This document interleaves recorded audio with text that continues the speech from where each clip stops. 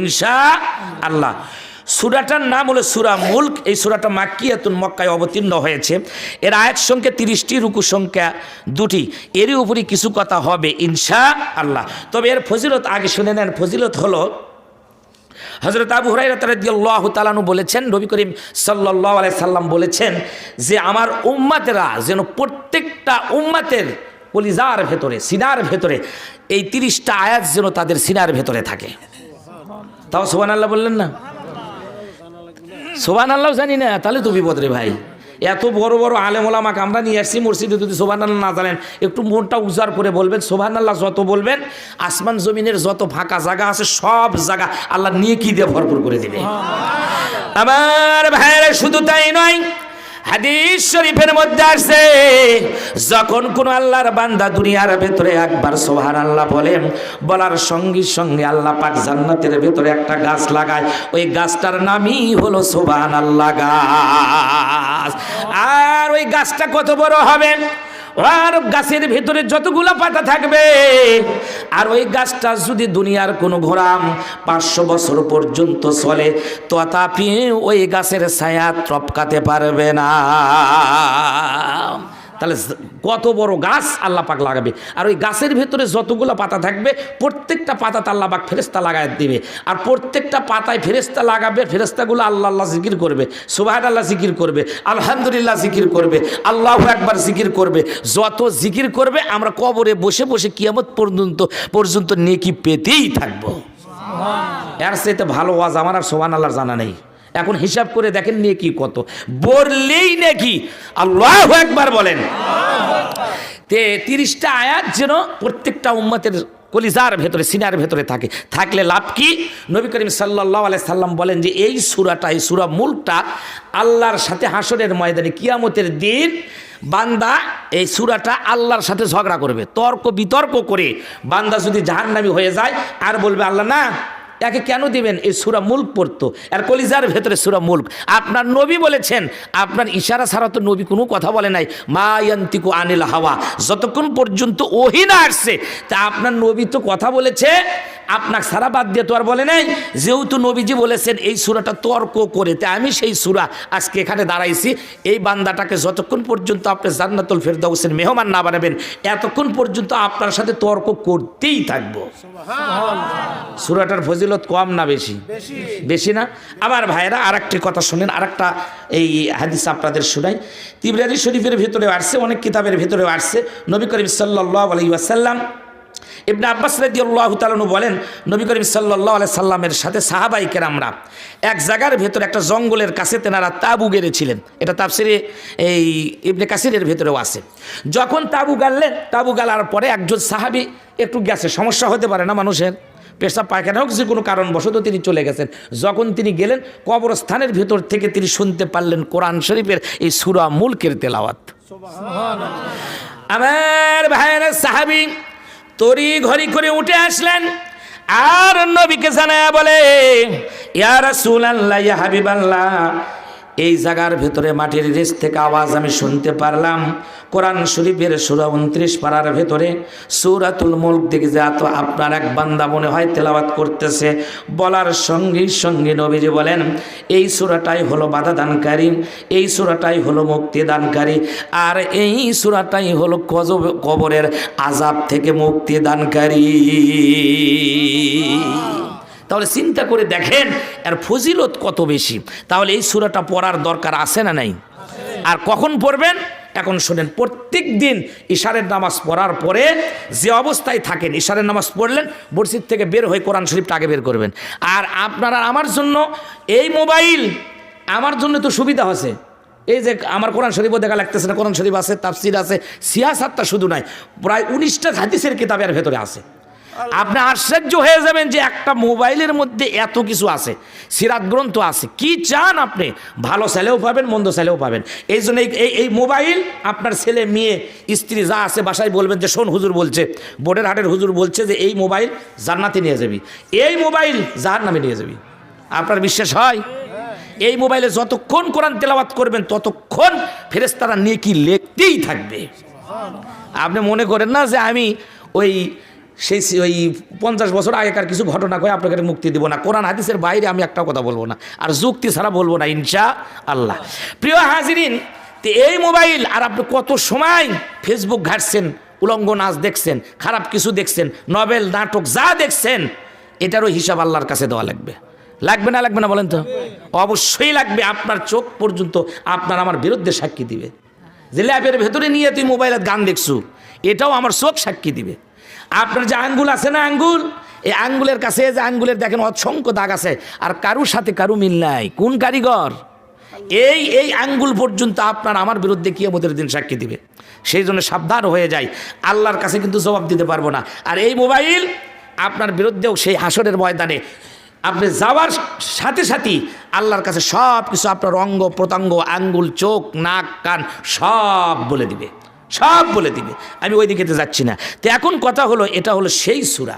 এটা ইশারের নামাজ পড়ার পরে আপনি কোরআন শরীফটা নিয়ে পড়বেন। 5-7 মিনিট লাগবে, হয়তো প্রথম পড়লে না 10 মিনিট লাগুক, না আধা ঘন্টা লাগুক, 5 ঘন্টা ধরে নাটক দেখতে পারেন, সিনেমা দেখতে পারেন, আর 30 মিনিট সূরা 30টা আয়াত পড়তে পারবেন না।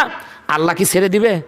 আল্লাহ ছেড়ে দিবেন। এখন কথা হলো, দারে কুতনি নামে একটা হাদিসের কিতাব পড়েছিলাম, এখন কওমিতে আগে পড়ানো হচ্ছিল আর আলিয়াতে হচ্ছিল, এখন আর পড়ানো হয় কিনা জানি না। এই দারে কুতনি কিতাবের ভেতরে আসছে, যখন কেউ এই মানুষ পৃথিবীর ভেতর থেকে যখন আমাদের কবরস্থ করা হয়, কবরের মাহফিল, কবরেরই কিন্তু আলোচনা করব আমি। তো যখন কবরের ভেতরে রাখা হয়, রাখার সঙ্গে সঙ্গে ফেরেশতা দুটা চলে আসে আমাদের কাছে। সেই 2 ফেরেশতার নাম কি বলেন তো? হ্যাঁ, সারছেন আব্দুল সাত্তার ভাই, ভাই সব শেষ ভাই। কোন তো দেখি কি, আবার কোন, আবার সুযোগ দিলাম।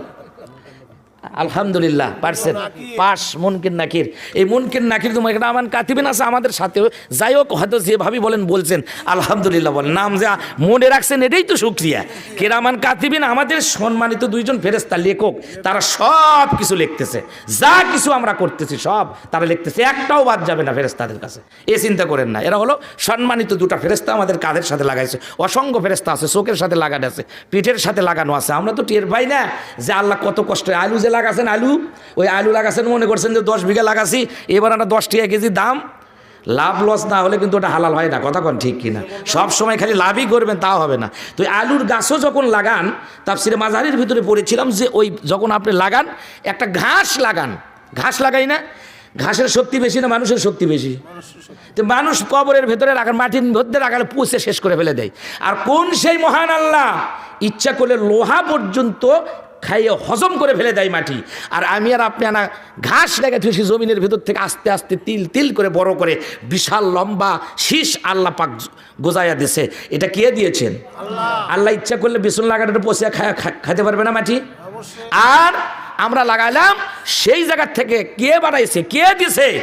এক একটা আলুর গাছের সাথে, এক একটা ওই ঘাসের সাথে যে বীজটা আমরা লাগাই, ওর সাথে 40,000 করে ফেরেশতা আল্লাহ পাক লাগিয়ে দিয়েছে। এই জন্য এই মাঝারির ভিতরে, তাফসীর মাঝারির ভিতরে এসেছে, আমি পড়েছি যে মানুষ যখন, কৃষকরা যখন জান্নাতে চলে যাবে, তারা বলবে আল্লাহ আমি ধান লাগাবো। আল্লাহ বলবে নাও বেসন লাও, নিয়ে ওরা যখন লাগাবে, এক একটা ধানের শীষ লম্বা হবে 12 হাত লম্বা। চিন্তা করে দেখছেন, 12 হাত লম্বা ধানের একটা শীষ হবে। সুবহানাল্লাহ বলেন। যাই হোক, দারে কুতনি কিতাবের ভিতরে পড়েছিলাম, মুনকির নকির ফেরেশতা আসবে, আসার আগে আল্লাহ পাক আরো ফেরেশতা পাঠাইয়া দিবে। আর একটা ফেরেশতা আসবে, সেটা হলো ফেরেশতার রূপ ধরে একটা রুম্বান ফেরেশতা আসবে, অথবা বিভিন্ন তাফসীরের ভিতরে, হাদিসের ভিতরে বিভিন্নভাবে বর্ণনা করা হয়েছে। যাই হোক, সেটা হলো কোরআনুল কারীম। আপনার কাছে যদি কোরআনের সাথে সম্পর্ক থাকে, কোরআন যদি আপনি প্রত্যেক দিন পড়েন, আর যদি ওখান থেকে শিক্ষা গ্রহণ করেন, মুনকির নকির আসার আগেই কোরআনুল কারীম আপনার কাছে চলে আসবে। সুবহানাল্লাহ বলেন। কিন্তু আপনাকে কোরআন মানতে হবে, কোরআন পড়তে হবে। শিখতে পারেন না, এ কথা আল্লাহর কাছে বলে লাভ হবে না। বিনা কারণে মানুষেরা জাহান্নামী হয়ে যাবে, 6-7 শ্রেণীর মানুষ। তার ভেতরে গ্রাম্য মানুষেরা জাহিলাতের কারণে, মূর্খতার কারণে তারা জাহান্নামে চলে যাবে। মোবাইল চালান কিন্তু খুবই কঠিন। তা আপনি মোবাইল চালাতে পারেন, জমি 10 বিঘা ছিল 20 বিঘা করতে পারেন, তারপরে সব বুঝেন, বিয়ে শাদী বোঝেন, ছেলে মেয়ে বোঝেন, টিলার ঠিক করা বোঝেন, তারপর কম্পিউটার বোঝেন, ল্যাপটপ বোঝেন, মোবাইল বোঝেন, সব বোঝেন, কোরআন বোঝেন না। আল্লাহ পাক বলছেন ওয়ালাকাদ ইয়াসসারনাল কোরআন, আমি কোরআনকে সহজ করে দিয়েছি। তা আপনি কেন বুঝবেন না? আল্লাহ যেখানে কাছে কোরআন সহজ, তা আপনি কেন কঠিন করে নিয়েছেন? এই যদি বলি আল্লাহর কাছে যে না আল্লাহ কোরআন বুঝি নাই, আল্লাহ বলবে এক ধর সিংহে মেরে জাহান্নামের দিকে ফেলে দে।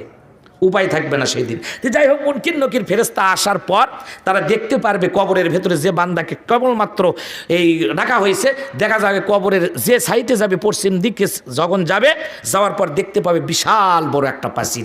জোরে কোন সুবহানাল্লাহ। আবার ভাইরা মুনকির নকির এবার ডাক দেয়া বলবেন, এ ফেরেশতা, এ প্রাচীর, আজকে এই জায়গার ভিতরে তোমরা কেমন ভাবে ঢুকলা, কেমনে আসলাম? বলার সঙ্গে সঙ্গে প্রাচীরে বলবে, না না, এই দিক দিয়ে ঢোকার কোনো কায়দা নাই, এই দিকে ঢুকতে পারবে না, অন্যদিকে তোমরা তালাশ করো। এরপরে তারা মাথার কাছে যাবে, যাওয়ার পর দেখতে পারবে ওখানেও একটা প্রাচীর। এরপরে বলে একই আওয়াজ আসবে, না এই দিক দিয়ে ঢোকার কোনো কায়দা নাই। চলে যাবে তারা বাম পাশে পূর্ব প্রান্তে, দেখতে পারবে ও পাশেও ঘেরা আছে। আবার চলে যাবে তারা পায়ের কাছে, দেখতে পারবে পায়ের কাছে এরকম প্রাচীর হয়ে গেছে। এরপরে তারা উপরে উঠবে, দেখবে একই অবস্থা। নিচের দিকে চলে যাবে, দেখতে পাবে মুনকির নকির সেখানেও একটা ছাদের মতো হয়ে আছে। উপরে আসার পর দেখতে পারবে মাটি নাই, মাটি বাদ দিয়ে তারা দেখতে পারবে এখানেও প্রাচীর। চতুর্দিক দিয়ে যখন কবরটাকে প্রাচীরের রূপ ধরা হয়েছে, এমন টাইমে প্রাচীরকে লক্ষ্য করে মুনকির নকির জিজ্ঞাসা করবে, এ প্রাচীর, তোমরা আবার কোথা থেকে আসলে এই জায়গার ভেতরে? কেমনে এখানে তোমরা আসলা? বলার সঙ্গে সঙ্গে ডাক দেয়া বলবে, না না, এই জায়গার ভেতরে তোমরা কোনো সমস্যা করো না। দুনিয়ার ভেতরে এই বান্দা কোরআনকে মহাব্বত করেছে, কোরআনকে ভালোবেসেছে, যদি পারো অন্যদিকে তোমরা চলে যাও। বলে, না, আল্লাহর বান্দা তো কিছুক্ষণ পূর্বে দুনিয়ার থেকে বিদায় হয়ে কবর পর্যন্ত চলে আসছে। বলে, না না, যে আল্লাহ পাক সুদূর সাইতে প্রাচীরের ব্যবস্থা করে দিয়েছেন, এই জায়গার ভেতরে মুনকির নকির তোমরা প্রশ্ন করতে পারবা না। মুনকির নকির তখন ডাক দেয়া বলবে, আল্লাহ, এই জায়গার ভিতরে প্রাচীর পর্যন্ত আওয়াজ দেয়। বলার সঙ্গে সঙ্গে আল্লাহ পাক তখন ডাক দেয়া বলবে, এ প্রাচীর রে, যা যা, যখন এই ব্যবস্থা আমি প্রাচীরের করে দিয়েছি, এ মুনকির নকিরকে জিজ্ঞাসা করার দরকার নাই, এখান থেকে তোমরা ফিরে চলে আসো। মুনকির নকির জিজ্ঞাসা করবে, আল্লাহ, অন্তত এই লাশটা একটু দেখে যায়, তার কপালটা কত ভালো, এই মানুষটা কত কোরআনকে ধরেছে বুকে, যার কারণে তুমি তাকে জিজ্ঞাসা পর্যন্ত করতেছ না। বলার সঙ্গে সঙ্গে আল্লাহ পাক ডাক দেয়া বলে, এ মুনকির নকির, তোমরা দেখতে পারবা না। এরপরে আল্লাহ পাক বলবে, প্রাচীর একটু সুযোগ করে দাও তাকে দেখার জন্য। যখন প্রাচীরটা আস্তে করে একটু সরে যাবে, মুনকির নকির চোখ দিয়ে কবরের দিকে যখন তাকাবে, তাকানোর সঙ্গেই সঙ্গে দেখতে পারবে গোটা ক্লাসটাকে ঘিরিয়ে বিশাল বড় একটা ময়ূর পাখি তাকে ঘিরিয়ে নিয়ে আছে। প্রথম দেখা গেল প্রাচীর, এরপরে দেখা গেল ময়ূর পাখি। মুনকির নকির জিজ্ঞাসা করবে, প্রথম দেখলাম প্রাচীর, এরপরে দেখতেছি ময়ূর পাখি। এ ময়ূর পাখিরে, তুমি এখান থেকে একটু সরে যাও, তার একটু মুখটা একটু দেখি না। বলে, না না, সুযোগ নাই, দেখা যাবে না, তোমরা এখান থেকে চলে যাও। বলার সঙ্গে সঙ্গে বলে, ময়ূর পাখি, তুমি আবার কোথার থেকে আসলা? বলে, আমি কোনো ময়ূর পাখি না, আমি হলাম আল্লাহর পাঠানো। কোরআন শরীফের ভেতরে 29 পারার ভেতরে আছে সূরাতুল মুলক, তাবারাকাল্লাযী বিয়াদিহিল মুলক। এই সূরাটা এ মুনকির নকির আল্লাহর এই বান্দা প্রত্যেক দিন ইশারের নামাজ পড়ার পর আমাকে পড়তো। আর আজকে এই জায়গার ভিতরে, এই কবরের ভেতরে গোটা সূরাটাকে আল্লাহ পাক ময়ূর পাখিরে পরিণত করে দিয়েছে। ময়ূর পাখি হয়ে ঘিরে নিয়ে আসি, এই বান্দাকে কষ্ট দিও না, এখান থেকে চলে যাও। আল্লাহ ডাক দেয়া বলবে, মুনকির নাকির, আর দেরি করো না, আর রেস্ট করো না। আমি আল্লাহ তাকে যখন প্রথম প্রাচীরের ব্যবস্থা করে দিয়েছি, এরপরে ময়ূরের পাখিরের ব্যবস্থা করে দিয়েছি, এখান থেকে চলে যাও, আর দরকার নাই তাকে জিজ্ঞাসা করার। বলার সঙ্গেই সঙ্গে মুনকির নাকিরগুলো চলে যাবে। আর জান্নাতি বান্দা আরাম মতো তারা কিয়ামত পর্যন্ত কবরের ভেতরে আল্লাহ পাক শোয়ার ব্যবস্থা করে দিবে, ঘুমানোর ব্যবস্থা করে দিবে, যে তোমার কোনো টেনশন নাই। লা খাউফুন আলাইহিম ওয়ালা হুম ইয়াহজানুন, তোমার চিন্তা নাই, কোনো টেনশন নাই, আরামের ঘুম দাও। ইসরাফিল আলাইহিস সালাম সিংহায় ফোক দেওয়ার আগ পর্যন্ত তুমি ঘুমাতেই থাকবে। সুবহানাল্লাহ বলেন। এটা হলো সেই সূরা। এখন আসেন এই সূরার থেকে কিছু আলোচনা আমি করি। আমার আলোচনার বিষয়টা হলো আজকে মৃত্যুকে কেন্দ্র করে, যেহেতু কবরস্থানের মাহফিল, কবরস্থানেরই আলোচনা করা দরকার, কথা বলেন ঠিক কিনা? আর আমি আর আপনি যদি ভালো মৃত্যু চাই, তাহলে ছোটোখাটো 10টা আমল করা লাগবে। কয়টা আমল? 10টা আমল আজকে এখান থেকে নিয়ে যাবো ইনশাআল্লাহ। কি ভাই বিরক্ত হচ্ছেন? আচ্ছা জোরে একটা তাকবীর দেন তো, লিল্লাহি তাকবীর। হলো না? সবাই জবান খোলেন নাই? আল্লাহ পাক সূরা মুদ্দাসসিরের ভেতরে বলেছে ও রাব্বাকা ফাকাব্বির, তুমি তোমার আল্লাহর নামে জোরে তাকবীর দাও। তাকবীর দেওয়ার দরকার আছে না নাই? এজন্য আল্লাহর এটা আদেশ, পৃথিবীর কোনো নেতা নেত্রীর আদেশ নয়। তাকবীর দিবেন কার নামে? আল্লাহর নামে। তো জোরে একটা তাকবীর দেন, আগে গলাটা সাইজ করেন, লিল্লাহি তাকবীর, লিল্লাহি তাকবীর, আলহামদুলিল্লাহ বলেন। প্রিয় ভাইয়েরা আমার, আসেন তাহলে ছোটোখাটো যদি 10টা আমল করা যায় তাহলে মৃত্যুর সময় কালেমা নসিব হবে। আর যদি কালেমা নসিব হয়, আপনার কালেমা যদি নসিব হয়, নবী বলেছেন তার জীবনের শেষ কালেমা যার হবে লা ইলাহা ইল্লাল্লাহ ফা দাখালাল জান্নাহ, সে জান্নাতি হয়ে যাবে। জোরে বলেন সুবহানাল্লাহ। কিন্তু ভাই আরজাইলের চেহারা দেখলে সব শেষ হয়ে যাবে। শেষ হবি না? যদি এখান থেকে খালি ঘুমান, যদি কয় যেটা বাড়ির দরজা আপনিও যে ঘুমালেন খালি ঠোকা দিয়েই বলতেছে এই ওঠো আমি রেয়া পাচ্ছি, লুঙ্গি থাকবি। লুঙ্গি যদি খুলেতে দৌড় দেওয়া লাগে তাহলে মালা করবো যখন আসে তখন কি হবে? তবে এখন আর হবে না, ও সুযোগ চলে গেছে। কথা কন ঠিক কিনা? ওটা চলে গেছে, আর হবে না। প্রিয় ভাইয়েরা আমার, তবে অন্যায় করলে কিন্তু আবার ছাড়বে না। ও চিন্তা করেন না যে অন্যায় করলে ছাড়বে, তা না। এই জন্য আমরা এমন কোনো কাজ করব না যে বিগত ভাইরা যা কষ্ট করে দেশটা সুন্দর করে সাজা পেয়েছে, সাজানোই হয়ে গেছে নাকি আল্লাহ ভালো জানে, ওরা পলিয়াটা ভারত বিলে চলে গেছে। আমরাও যদি অসতর্ক বশত খারাপ কাজ করি, আমরা কোন দেশে যাবো? যাওয়ার আমাদের কোনো বন্ধু আছে? এই জন্য আমরা খারাপ কাজ করব না। সে হোক আওয়ামী লীগ, হোক বিএনপি, সে যেই হোক না কেন, আমরা কোনো মানুষের সাথে খারাপ ব্যবহার করব না। এর নাম ইসলাম। কথা কন ঠিক কিনা? প্রিয় ভাইয়ের আমার, আমরা কারু ক্ষতি করব না। সে হোক হিন্দু, সে বৌদ্ধ, সে খ্রিস্টান, যাই হোক না কে, সে তো মানুষ। কথা কন ঠিক কিনা? নবী করিম সাল্লাল্লাহু আলাইহি সাল্লাম তিনি বসা ছিলেন, এমন সময় দেখা গেল একজন ইহুদির লাশ নিয়ে চলে যাচ্ছে। ইহুদির লাশ। নবী করিম সাল্লাল্লাহু আলাইহি সাল্লাম দেখে লাশটা দেখেই তিনি দাঁড়িয়ে গেলেন। সাহাবীরা ডাক দিয়ে বলেন ইয়া রাসূলুল্লাহ, ইয়া হাবিবাল্লাহ, ওই লাশটা দেখে দাঁড়ালেন কেন? ওটা তো মুসলমানদের লাশ নয়।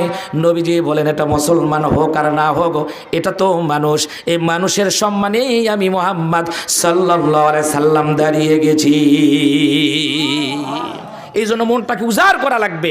আমার কাছে থাকতে পারে হিন্দু, আমার কাছে থাকতে পারে খ্রিস্টান, আমার কাছে নাসারা থাকতে পারে, বৌদ্ধ থাকতে পারে, সমস্যা নাই, কিন্তু সে আমারই ভাই, আমাদের মতোই মানুষ। আমরা কারো ক্ষতি করব না, এটা যেন আমাদের মনে থাকে। তবে সাবধান হওয়া লাগবে, তাছাড়া বিপদ আছে না নাই?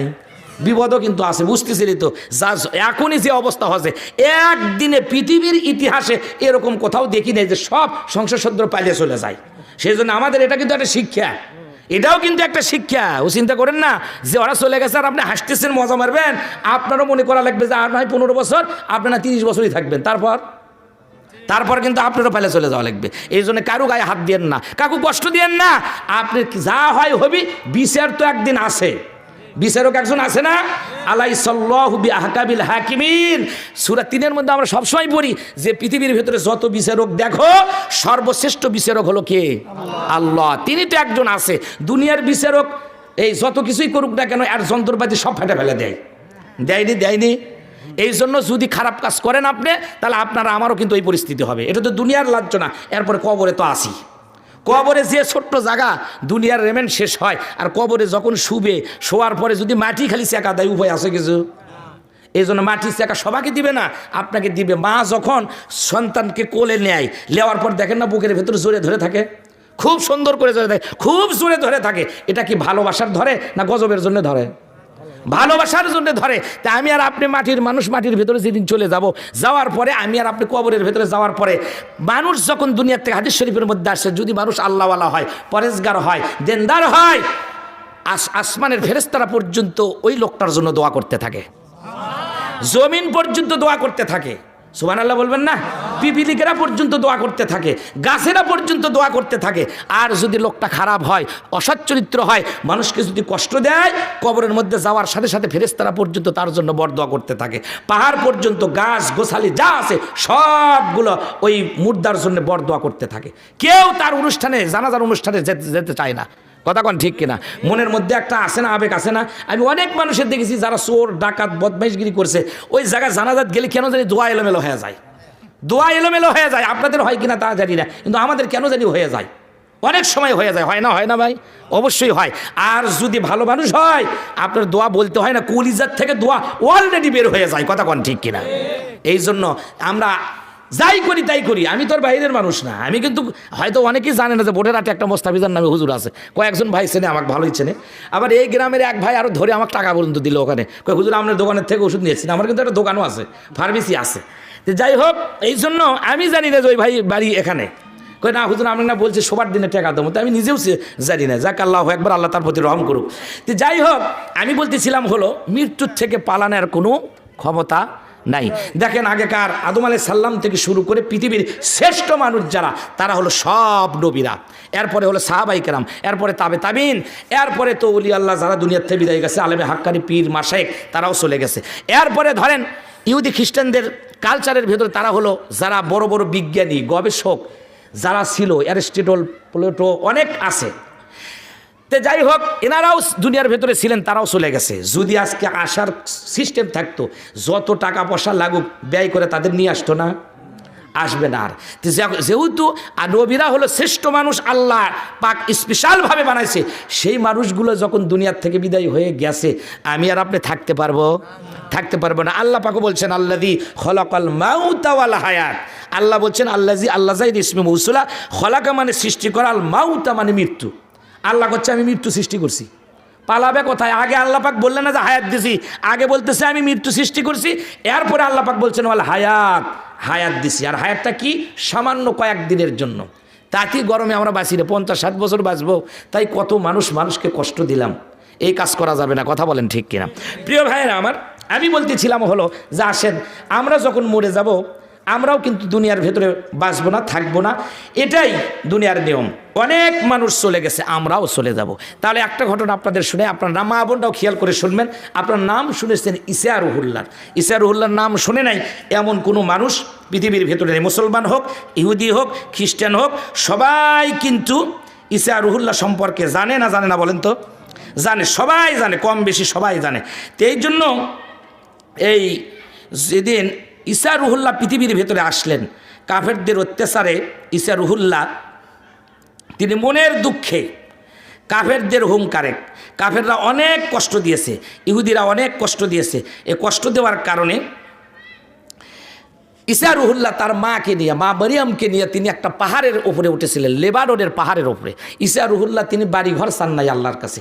আমি আর আপনি তো বাড়ি যদি একটা থাকে আমি আরও দুটা করি, দুটা যদি থাকে 5টা করি, যদি শেরপুর থাকে ঢাকাত করি, ঢাকাত যদি থাকে চুরি করে হোক, চামারি করে হোক, ক্ষমতা বলে হোক, আমেরিকাত করি।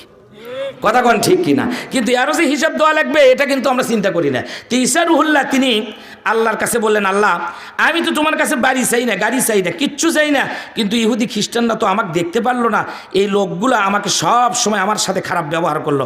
আল্লাহ আমি এদেরকে কেমনে বুঝাই, এরা তো আমার কথা শোনে না। ঈসা রুহুল্লাহ তিনি চলে গেলেন লেবাননের একটা পাহাড়ের ওপরে।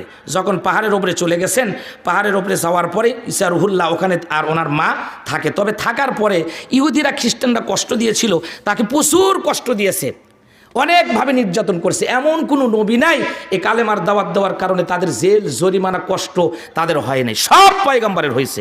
এই জন্য আপনি আলেম হবেন, আপনি মুসলমান হবেন, আপনার যে কষ্ট হবে না তা কিন্তু নাই, হবেই হবে। কথা বলেন ঠিক কিনা? এই জন্য নবীজি বলেছেন, আল্লাহ পাক কোরআন শরীফের ভেতরে বলেছেন যে ইহুদিরা অভিশপ্ত হওয়ার কারণ হলো 10টি। এটা আমার আলোচনার বিষয় নয়, আমি সামান্য একটু টাচ আপনাদের দিই। সেটা সূরা নেসার 155 থেকে 61 নম্বর আয়াতের ভেতরে এর বিস্তারিত আলোচনা করা হয়েছে। কি কারণে তারা লাঞ্ছিত হয়েছে, অপমানিত হয়েছে, লানত দিয়েছেন আল্লাহ পাক এই সূরার ভেতরে বর্ণনা করেছে। এর 10টা কারণ। 1 নম্বর কারণ হলো তারা ব্যাপক পাপাচার, 1 নম্বরই তারা ফেল। এমন কোনো পাপ নাই এই ইহুদি খ্রিস্টানরা তারা করে না। পাপের রাজ্যই হলো এখন পৃথিবীর ভেতরে, সেটা হলো লস অ্যাঞ্জেলস, ক্যালিফোর্নিয়া, আমেরিকাতে। যার কারণে ওই জায়গার ভেতরে আগুন দিয়া, এমন আগুন দিলেন, কিসের আপনার ওই কি কয় ওগুলা, ফায়ার সার্ভিস, সব সার্ভিস শেষ। কথা কন ঠিক কিনা? বাড়ি ঘর পুরিয়া শেষ করে ফেলে দিয়েছে। আল্লাহ কয় তুর্কের ফায়ার সার্ভিসের কাম বাচ্ছে, আর আমরা নাকি কই যে ঝড় তুফান হলে মোকাবেলা করবো। আমেরিকাই পারতেছে না, চিন্তা করছেন? আর আমাদের দেশে তো কিছুই নাই। যারা জ্ঞান বিজ্ঞানে এত অগ্রসর, এমনও গাছ আছে পৃথিবীর ভেতরে, ডাল ভাঙবেন আগুন জ্বলায় দিবে কে? আল্লাহ পারে না? আরে আমি আর আপনি কবরের ভেতরে যে শুভ ওটি তো আগুন নাই, কিচ্ছু নাই, কিন্তু এখন তো সোজা ওয়াজ করা। আগে আগুন নেই কে বলেছে? কয়লা নাই নিছে, কয়লা আছে, গ্যাস আছে, পেট্রোল আছে, অকটেন আছে, কি চান আপনি মাটির নিচে সব আছে। খালি আল্লাহ পাক বলবে এই অমুক জায়গার অমুক লোক মরছে, সারা জীবন মানুষের উপরে মুসলমানের অত্যাচার করছে, কবরের মতো শো আছে। ফেরেস্তা খালি বলবি ফেরেস্তা ওই গ্যাসের লাইনটা ওটিতে মেসের আনা ঠোকা দে। কি হবি কন্তোষ? গ্যাসের পোড়া দেখছেন তো? ওই যে শুরু হয়ে গেছে লস এঞ্জেলস। আমার সাথে আপনারাই বেশি দেখেন, আমি তো কোরআন হাদিস দেখতে দেখতে আমার কাম সারা। মাঝে মধ্যে একটু দেখি, হাই সর্বনাশ, ওরকম আগুন আমি জীবনে কোনোদিন দেখি নাই। দেখছেন আগুন লাগানোর সাইজ বিল্ডিংকে ঘিরে ঘিরে নিয়ে এর উপরে পাক পড়তে আসা যাচ্ছে, কলিজা আমার শুকে গেছে দেখে। আহারে, এর ভেতরে যদি আমি পড়ে যাই তাহলে কি হবে? আর যদি জাহান্নামের ভেতরে অবস্থাটা কি হবে চিন্তা করছেন? এই জন্য ইহুদিরা ব্যাপক পাপ কাজ করে। আর যেটা পুরলো, যে দেশের ভেতরে পাপ হয়, গান বাদ্য বেশি হয়, জেনা হয়, যত রকমের খারাপের কোয়ালিটি যা আছে তা এই লস এঞ্জেলসে ছিল। যার কারণে আল্লাহ পাক আর সহ্য করেন নাই, গোটা দেশটাকে আগুন দিয়ে ছারখার করে দিয়েছে। আজান পর্যন্ত দিতে দেয়নি। 3 মিনিট লাগে আজান দিতে, কয় আজান দেওয়া লাগবে না। কে আজান দেওয়া লাগবে না? পরে হুজুর করে ধরে লাগে হচ্ছে আজান দেন। কে আজান দিস কে? বিলাই গাছত ওঠে কিন্তু পেলাই বলে ওঠে। তো এখন পেলাত পড়ছু দেখে আল্লাহর নাম লিখছু, আল্লাহ পাক হেফাজত করুক, আমরা বলি আমিন। প্রিয় ভাইয়েরা আমার, তে পাপাসারের শহর ছিল হলো এই লস এঞ্জেলস, ওদের সব লস হয়ে গেছে। 1 নম্বর হলো পাপাসার, 2 নম্বর হলো আল্লাহর পথে তারা বাধা দান করেছে, আল্লাহর নাম জপতে দেয় না এই ইহুদিরা খ্রিস্টানেরা। 3 নম্বর হলো সুদি লেনদেন। সুদের যত কাজ আছে, কেমনি সুদ খাওয়া যায়, ঘুষ খাওয়া যায়, সব তারা জানে ইহুদিরা। এখান থেকে সুদ শুরু হয়ে গেছে। এরপরে 4 নম্বর হলো অপরের সম্পদ অন্যায়ভাবে ভক্ষণ করা।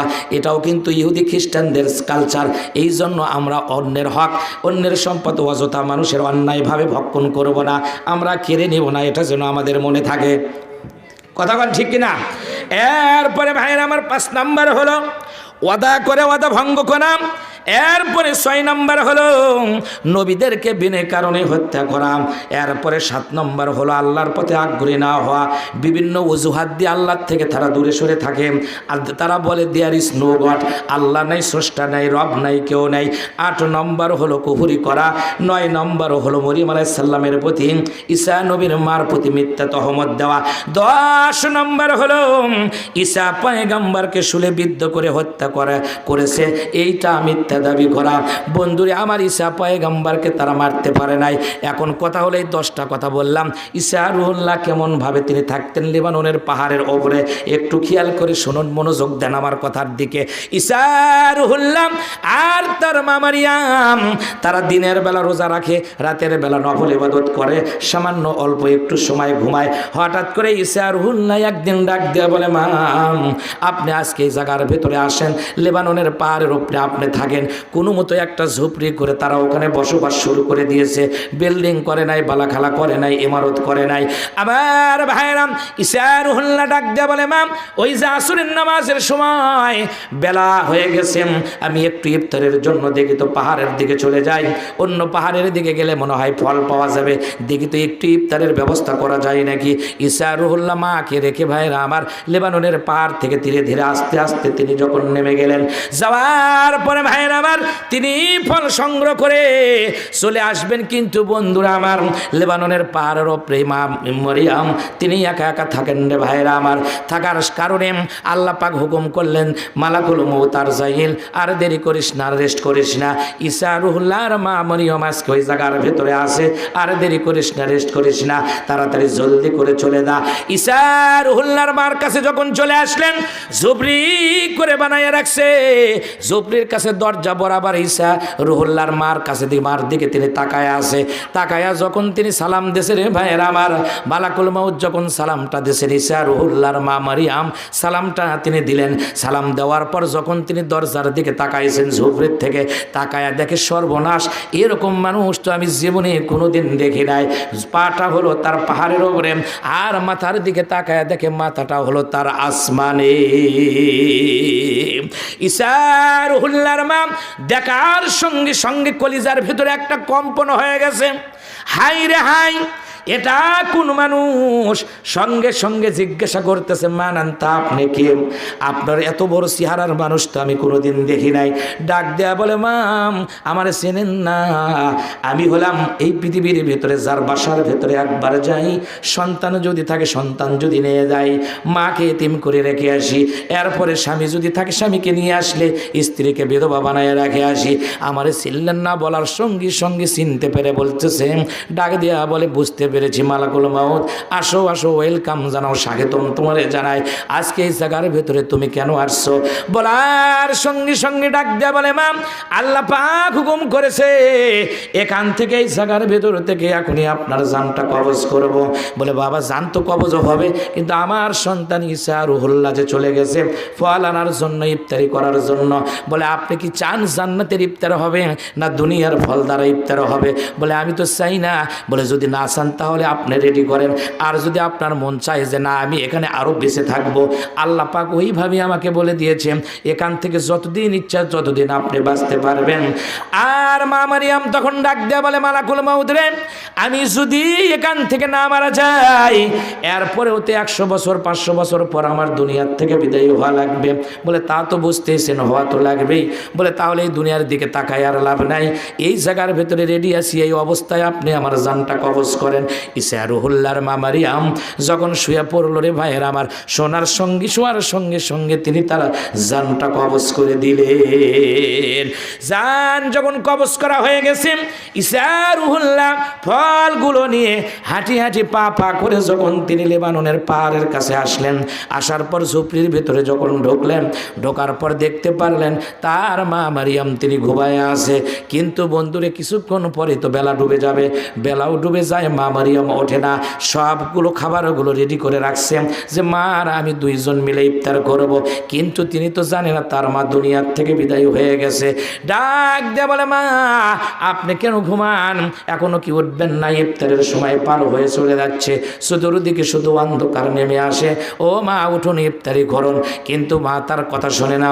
এমন টাইমে তিনি যখন চলে গেলেন রে ভাইয়েরা আমার, মার কাছে যে মাথার কাছে কপালে যখন হাত দিয়েছে, ওরে সর্বনাশ, তখন আর বুঝতে বাকি রইল না তার মা মারিয়াম তিনি দুনিয়ার থেকে বিদায় হয়ে গেছে।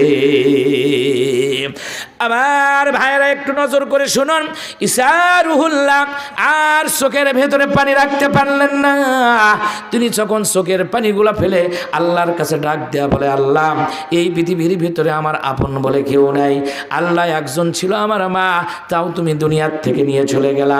এমন টাইমে জিবরাইল এসে ডাক দেয়া বলে, এই জায়গার ভেতরে রেস্ট করবেন না, কাদাকাটি চলবে না, যা হয় খায়রিহি ওয়া শাররিহি মিনাল্লাহি তাআলা, ভালো হোক মন্দ হোক সব আল্লাহর পক্ষ থেকেই হয়। ডাক দেয়া বলে, বুঝলাম, তাহলে এখন কি করব? বলে, আপনি চলে যান দেশের ভিতরে, এলাকার ভিতরে ঢোকেন, মহিলাদেরকে আপনি নিয়ে আসেন, মহিলারা নিয়ে আসে আপনার মাকে ধোয়ার ব্যবস্থা করে দিক, কবরস্থ করা লাগবে। বলার সঙ্গে সঙ্গে জিবরাইলের কথা শুনে ঈসা রুহুল্লাহ চলে গেলেন। যখন তিনি পাহাড়ের পাদদেশ দিয়ে চলে গেলেন, ইহুদি খ্রিস্টানদের কাছে মহিলাদেরকে জিজ্ঞাসা করে, আমার মা মারা গেছে, তোমরা চলো। লোকজনকে বলে চলো, লোকজনগুলা বলে খবরদার খবরদার, এই জায়গার ভেতরে তুমি অনেক বেদবি করেছো, আমাদের রবকে গালি দিয়েছো, আমরা মূর্তি বানাই, তুমি আমাদের বিরোধিতা করো। আর যে পাহাড়ের কথা বলতেছ, আমাদের বাপ দাদাগুলো 400 বছরের মধ্যে ওই পাহাড়ে কোনোদিন যায় না। তার কারণ হলো ওটা বিশাল একটা খারাপ জায়গা, ওখানে সাপ বিচ্ছুর ঘাঁটি, ওখানে বিভিন্ন ধরনের হিংস্র জানোয়ার আছে, ওই জায়গার ভেতরে আমরা যাব না, তুমি চলে যাও। ঈসা রুহুল্লাহ মনের দুঃখে কাঁদতে কাঁদতে আবার তিনি পাহাড়ের ওপরে উঠলেন। ওঠার পরে দেখে যে গেটের কাছে যাওয়ার সঙ্গে সঙ্গে জিবরাইল আমিন ডাক দেয়া বলে, খবরদার খবরদার, এই জায়গার ভিতরে আগে ঢুকবেন না, আল্লাহ পাক সব ব্যবস্থা করে দিচ্ছে, জান্নাত থেকে আল্লাহ পাক হুরগেলমান দিয়ে আপনার মায়ের সব ব্যবস্থা করে দিয়েছে, সব ব্যবস্থা হচ্ছে, আপনি একটু ওয়েট করেন না। ঈসা রুহুল্লাহ তার আমার জানাজার নামাজ পড়ালেন, জানাজার নামাজ পড়ায়া কবরস্থ করার পরে ফেরেশতাদের সাথে নিয়ে তিনি কবরস্থটা করলেন রে ভাইরা আমার। করার পরে ঈসা রুহুল্লাহর খাবার খাবার আর পেটের ভেতরে যায় না, আর দিনের বেলা তার ঘুম পর্যন্ত হয় না। মা তার নাই, সঙ্গী নাই, সাথী নাই, তার স্ত্রী নাই, বিয়ে শাদীও করেন নাই। তিনি আবার বিশ্ব নবীর উম্মাত হয়ে দুনিয়ার ভেতরে আসবে, সারা পৃথিবীটা কোরআনের রাজ কায়েম তিনি করবেন। আমার ভাইরা একদিন হঠাৎ করে ঈসা রুহুল্লাহ তিনি ঘুমিয়ে পড়ছেন। ঘুমের ভেতরে স্বপ্নের ভেতরে দেখতে পারলেন বিশাল বড় একটা বাগান।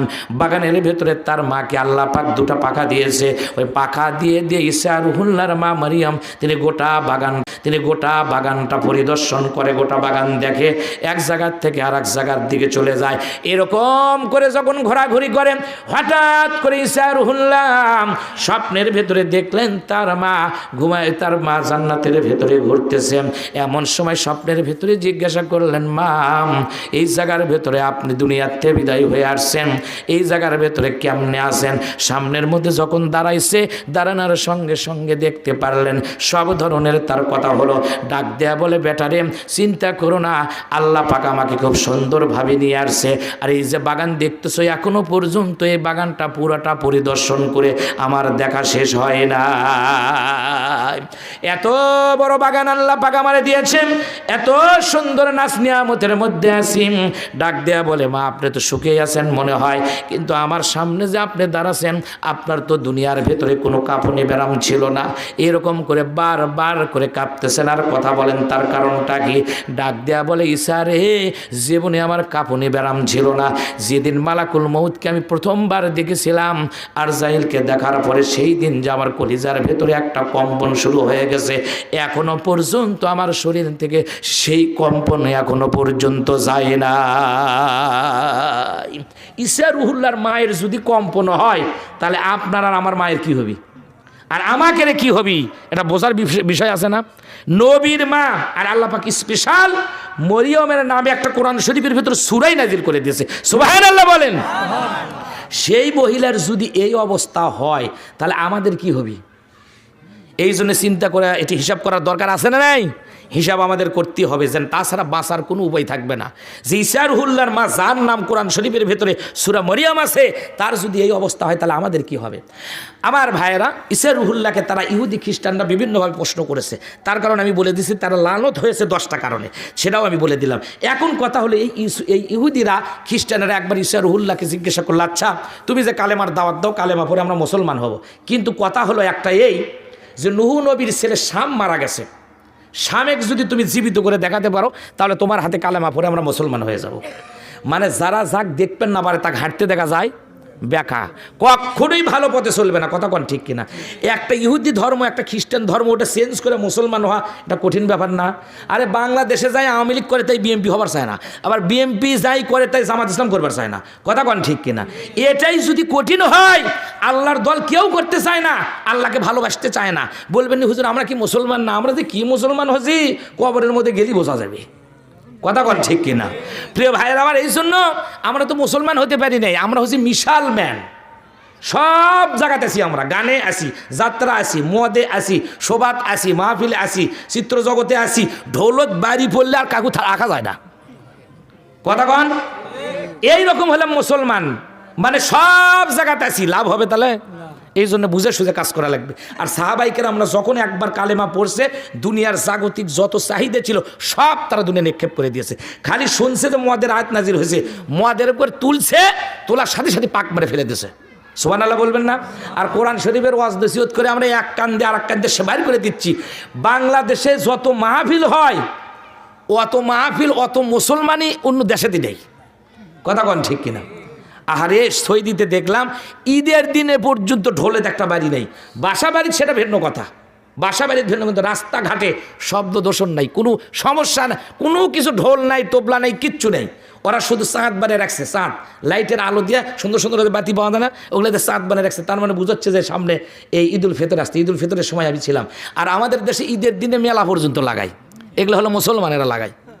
আর সমস্ত নবীরা মেলার বিপক্ষে, আর আমরা হলাম মেলার পক্ষে।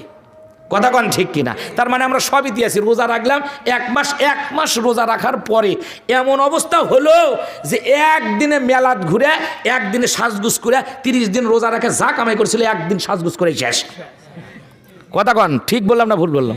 এই হলো পরিস্থিতি। এটা মা বোনদের একটু বলেন যে হুজুর এগুলো এগুলো বয়ান করছে, আমাদের কপাল খুলে যাবে। এখন তারও হলুদ অনুষ্ঠান নামছে, হলুদ অনুষ্ঠান করা হারাম। এটা কেন যে হলো, এটা আমি যতই ওয়াজ করি ততই বেশি হয়। আসলে ওয়াজ দিয়ে জাতির পরিবর্তন করা যায় না যতক্ষণ পর্যন্ত আইন না করা যায়। কথা কন ঠিক কিনা? যদি টিওনো সাহেব যদি বলে যে আজকের থেকে হলুদ অনুষ্ঠান করা হারাম, এটা হিন্দুদের কথা কোনো মুসলমানের সন্তানরা করতে পারবে না। আবার বিয়ের অনুষ্ঠানে হলুদ অনুষ্ঠান করতেছে, আবার ছেলে মেয়েদের জন্ম হচ্ছে যে 1 বছর পর পরই জন্ম অনুষ্ঠান করে, জন্মদিন পালন করে। এই জন্মদিন পালন করাও জায়েজ আছে, তাই না? এটাও হারাম। নবী করিম সাল্লাল্লাহু আলাইহি সাল্লাম জন্মদিন পালন করতেন কি দিয়ে জানেন? সাহাবীরা জিজ্ঞেস করলো, হুজুর আপনি সোমবার আর বৃহস্পতিবার রোজা রাখেন কেন? তো নবী করিম সাল্লাল্লাহু আলাইহি সাল্লাম বললেন যে জন্মদিন হলো আমার সোমবারের দিন, সোমবারে আমি পৃথিবীতে আসছি, এই জন্য সোমবারে রোজা রাখি। সুবহানাল্লাহ কোন? দেখলেন জন্মদিন, আর আমরা দুই এত বড় একটা কেক নিয়েছে, 400 টাকা 300 টাকার কেক নিয়েছে, মোমবাতি জ্বালিয়ে পুজো করতেছি। পুজো, হিন্দুরা তো সূর্য পূজা করে, আগুন পূজা করে, আমরাও এখন পুজো করা শুরু করছি, আমরাও মুশরিক। কথা কোন ঠিক কিনা? এই জন্য আল্লাহ বলছেন ইন্না শিরকা লা যুলমুন আযীম, আর মুশরিকরা জান্নাতে যাবে না। তুমিও তো আগুন পূজা করতেছো, ওরা নাই হিন্দু বৌদ্ধ খ্রিস্টান, ওরা 12 মাসে 13 পূজাকে 36 পূজা করুক, মুসলমানের যায় আসে না। কথা কন ঠিক কিনা? কিন্তু আপনি একজন মুসলমানের সন্তান হ্যাঁ আগুন ফু দিয়ে লিবেচ্ছেন, খেলে কবরের মধ্যে যান বাটাম ফাটে ফেলে দিবি। সুতরাং জন্মদিন হলে কি করা লাগবে? রোজা রাখা লাগবে। নবী জন্মদিনে রোজা রাখছেন। আবার সাহাবীরা ডাক দিয়ে বলে, হুজুর বুঝলাম আপনি সোমবারে রোজা রাখেন আপনার জন্মদিন উপলক্ষে, কিন্তু বৃহস্পতিবারে রোজা রাখেন, তার কারণটা কি? ডাক দেয়া বলে, সাহাবীরা শোনো, বৃহস্পতিবারের দিন রোজা রাখি এই কারণে আমার আমলগুলা বৃহস্পতিবারের দিন আল্লাহর কাছে আরশে আজিমে চলে যায়, আমার ইবাদতগুলা আমার আমলগুলা যেন রোজা অবস্থায় আল্লাহর কাছে চলে যায়। আর বৃহস্পতিবার দিন আসলে সেই দিন আমরা আরো সিনেমা বেশি করে দেখি, নাটক বেশি করে দেখি, যত অশ্লীল আছে বৃহস্পতিবারে আরো বেশি দেখে। কথা কন ঠিক কিনা? সুতরাং ভাই আমরা জীবনের সাথে মিলাতে পারতেছি না। আল্লাহ পাক আমাদের সবাইকে সঠিক বুঝদান করুক, আমরা বলি আমিন। এই কাজগুলো করা যাবে না। তো হলুদ অনুষ্ঠানের আমরা যা সাজলো আর সাজগুজ করে মহিলারা যে গেল, শয়তানও চিন্তা করে সর্বনাশ, আল্লাহ এরা কেমনে ব্যস্ত যায়। শয়তানও চিন্তা করে আমি একটা হুকুম মানিনি, খালি আদম আলাইহিস সালামকে সিজদা করিনি, আর এরা যা করতেছে নামাজ নাই, তাসবিহ নাই, তাহলিল নাই, এরা যা করতেছে আল্লাহ এরকম কেমনে ব্যস্ত দেয় দেখা যাবে। কথা কন ঠিক বললাম না? কি ভাই খারাপ লাগতেছে আমার কথা? আমি আর বেশি সময় দেবো না, আর অল্প সময়ের মধ্যে আপনাকে বিদায় করে দেবো। তো যাই হোক, আমি বলতেছিলাম হলো এই ঈসা রুহুল্লাহকে তারা বললো যে আচ্ছা আপনি যদি নুহু পয়গম্বরের ছেলে শামকে আপনি জীবিত করে দেখাতে পারেন তাহলে আপনার হাতে কালেমা পড়ে মুসলমান হয়ে যাব। বলে আচ্ছা চলো শামের কবরের কাছে গেল। ঈসা রুহুল্লাহ ইহুদি খ্রিস্টানদেরকে নিয়ে তিনি চলে গেলেন সেই শামের কবরের কাছে। বলছে তুমি তো তাফসিরে মাযহারির ভিতরে আছে, তুমি তো এখনই মরে গেলে এখনই জীবিত করে দেখাতে পারো। এটা আমরা জানি যে মানুষ মারা যায় না, জোরে কর নাউজুবিল্লাহ।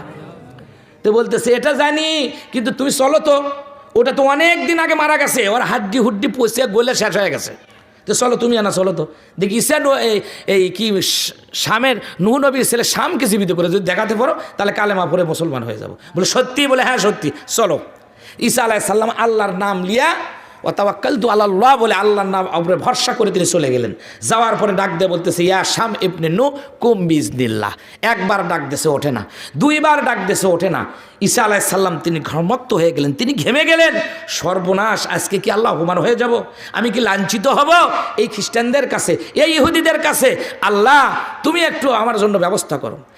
আবার ডাক দেশে ইয়া শাম ইবনে নূহ কুম বিইজনিল্লাহ বলার সঙ্গে সঙ্গে বাটি ফেটে ভাইরা আমার ঈসার নূহ আলাইহিস সালামের ছেলে শাম একেবারে ঈসা আলাইহিস সালামের কাছে বুক পর্যন্ত উঠে তিনি দাঁড়িয়ে গেলেন।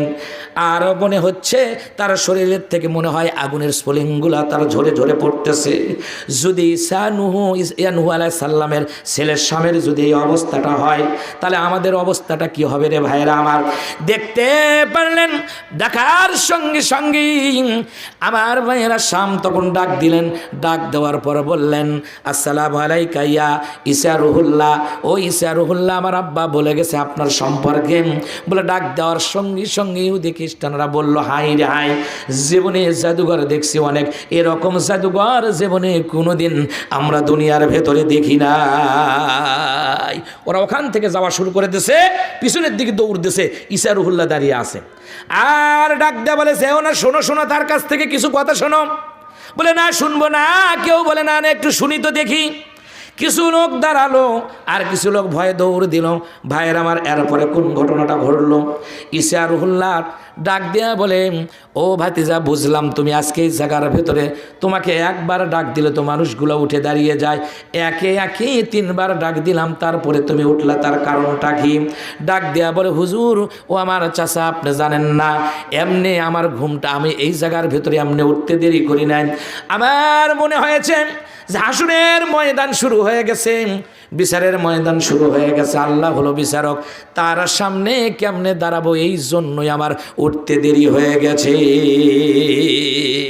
কিন্তু আমার স্মরণ হলো, যখন আপনাকে দেখলাম, দেখার পর মনে হলো না না, এখনো পর্যন্ত আজকে এই জায়গার ভেতরে আপনার দেখার পর মনে পড়ে গেল আমার আব্বার কথা। আব্বা নিষেধ, আব্বা বলেছিল ঈসা রুহুল্লাহর সাথে তোর দেখা হবে, খবরদার খারাপ জান ব্যবহার করিস না। ডাক দেয়া বলে, কেমনে হবে? মরার পর তোকে জীবিত করে দেখাবে। বলে তাই নাকি? বলে হ্যাঁ। বলে তাহলে তো আমি ঈসা রুহুল্লাহকে দেখতে পারবো? বলে হ্যাঁ, তুমি দেখতে পারবা। এরপরে ডাক দেয়া বলে, বেটারে, বুঝলাম আজকে এই জায়গার ভেতরে কবরের ভেতর থেকে তুমি যে উঠলা, ওঠার পর শরীরের ভেতরে তোমারও কেন জানি কম্পন দেখতেছি, তুমি এরকম করে কাঁপো কেন? তোমার কি দুনিয়ার ভেতরে কোনো কাঁপানি ব্যারাম ছিল? ডাক দেয়া বলে, চাচা, না না, আমি হলাম নবীর ছেলে, আমি হলাম নোয়া পয়গম্বরের ছেলে, আমার দুনিয়ার ভেতরে কোনো কাঁপানি ব্যারাম ছিল না। তবে আপনার কাছে একটা কথা বলি, যেদিন আমার কলিজার ভেতর থেকে জানটা কবজ করেছে মালাকুল মউত, সেই দিন যে আমার কম্পনটা শরীরের ভেতরে শুরু হয়েছিল, আজও পর্যন্ত 5000 পর আপনি আমাকে জীবিত করে তুললেন। এই 5000-এর ভেতরে আজকে এই জায়গার ভেতরে এখনো পর্যন্ত আমার শরীর থেকে কম্পন যায় না। মৃত্যুর যন্ত্রণাটাকে কত বেশি। ডাক দেওয়ার প্রশ্ন করলে ঈসা রুহুল্লাহ, আচ্ছা বুঝলাম, কিন্তু আমার জানা মতে আমাদের জাতির পিতা ইব্রাহিম আলাইহিস সালাম, মিল্লাতা আবিকুম ইব্রাহিম ওয়া সাম্মাকুমুল মুসলিমিন, মুসলমানদের জাতির পিতা হলো ইব্রাহিম। ইব্রাহিম আলাইহিস সালামের কাছ থেকে প্রথমগুলো মাথার চুল আর দাড়িগুলো পেকে যায়, কিন্তু তুমি তো ইব্রাহিম আলাইহিস সালামের খলিলের অনেক পূর্বের মানুষ, তোমার মাথার চুল আর দাড়িগুলো কেন সাদা হয়ে গেছে?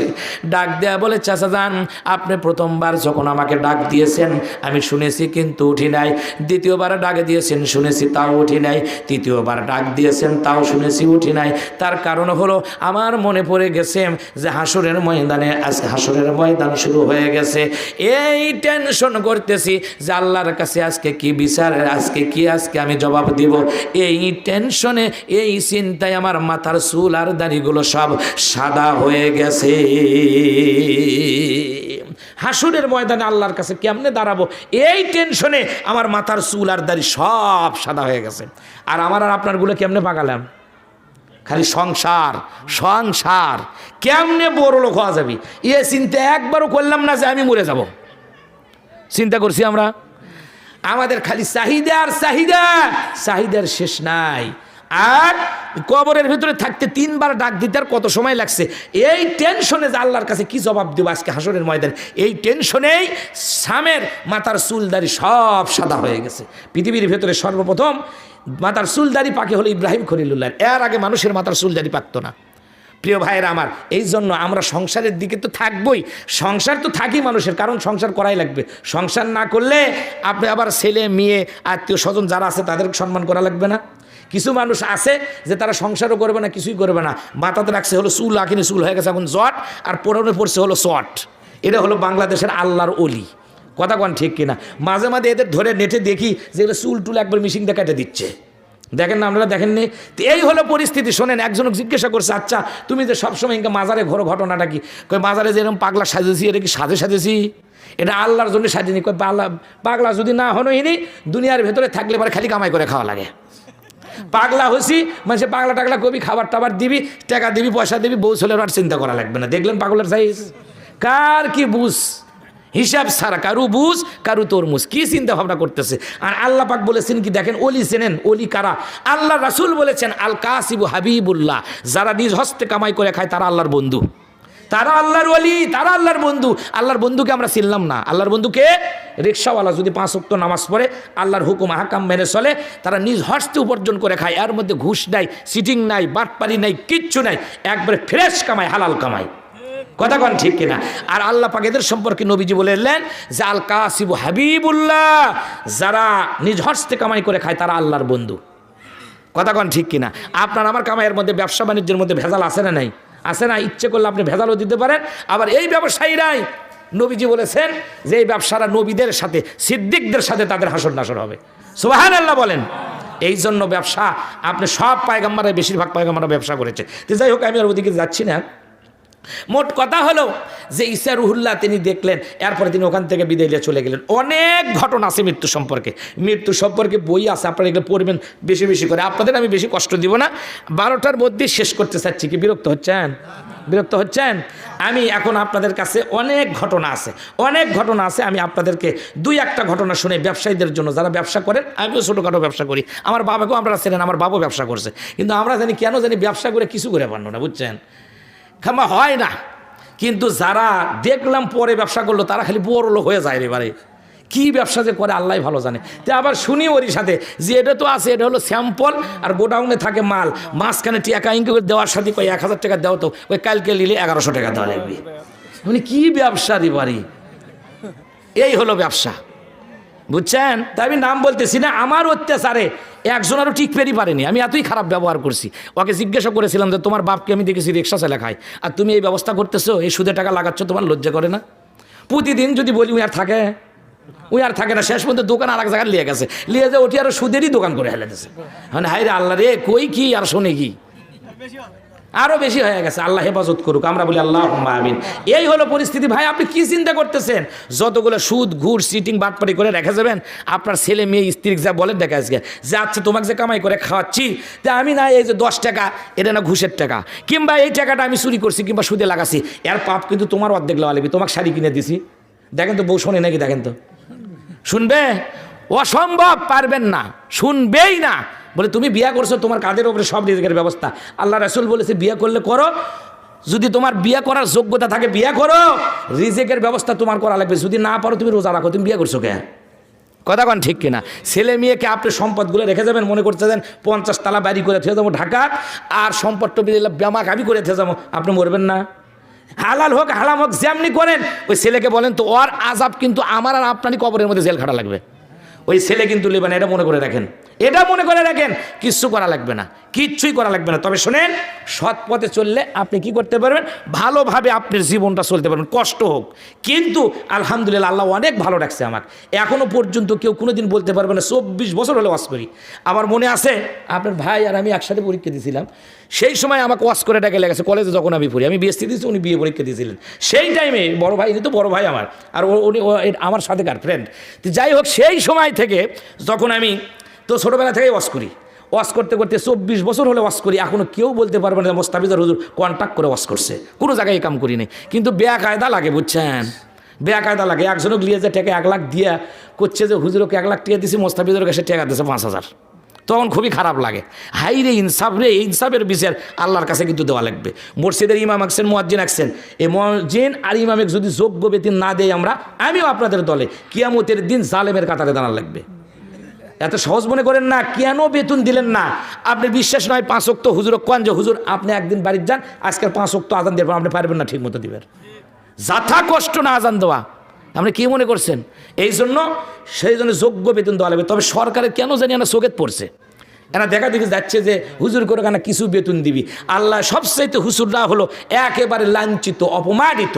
কথা বলেন ঠিক কিনা? সেজন্য না এই কাজ করা যাবে না। আপনি যোগ্য না দিলে কিয়ামতের দিন কিন্তু আমিও বাঁচবো না। আমারও তো মসজিদ আছে, আমার যদি হুজুর বেতন না দিই আমারও লাগবে। তবে হুজুর আমার মসজিদে রাখি নেই, আমি এই শেষ রাতের থেকে যাইও যদি দিতাম ফজরের নামাজ পড়ে বিনে বসায় আলহামদুলিল্লাহ বলেন।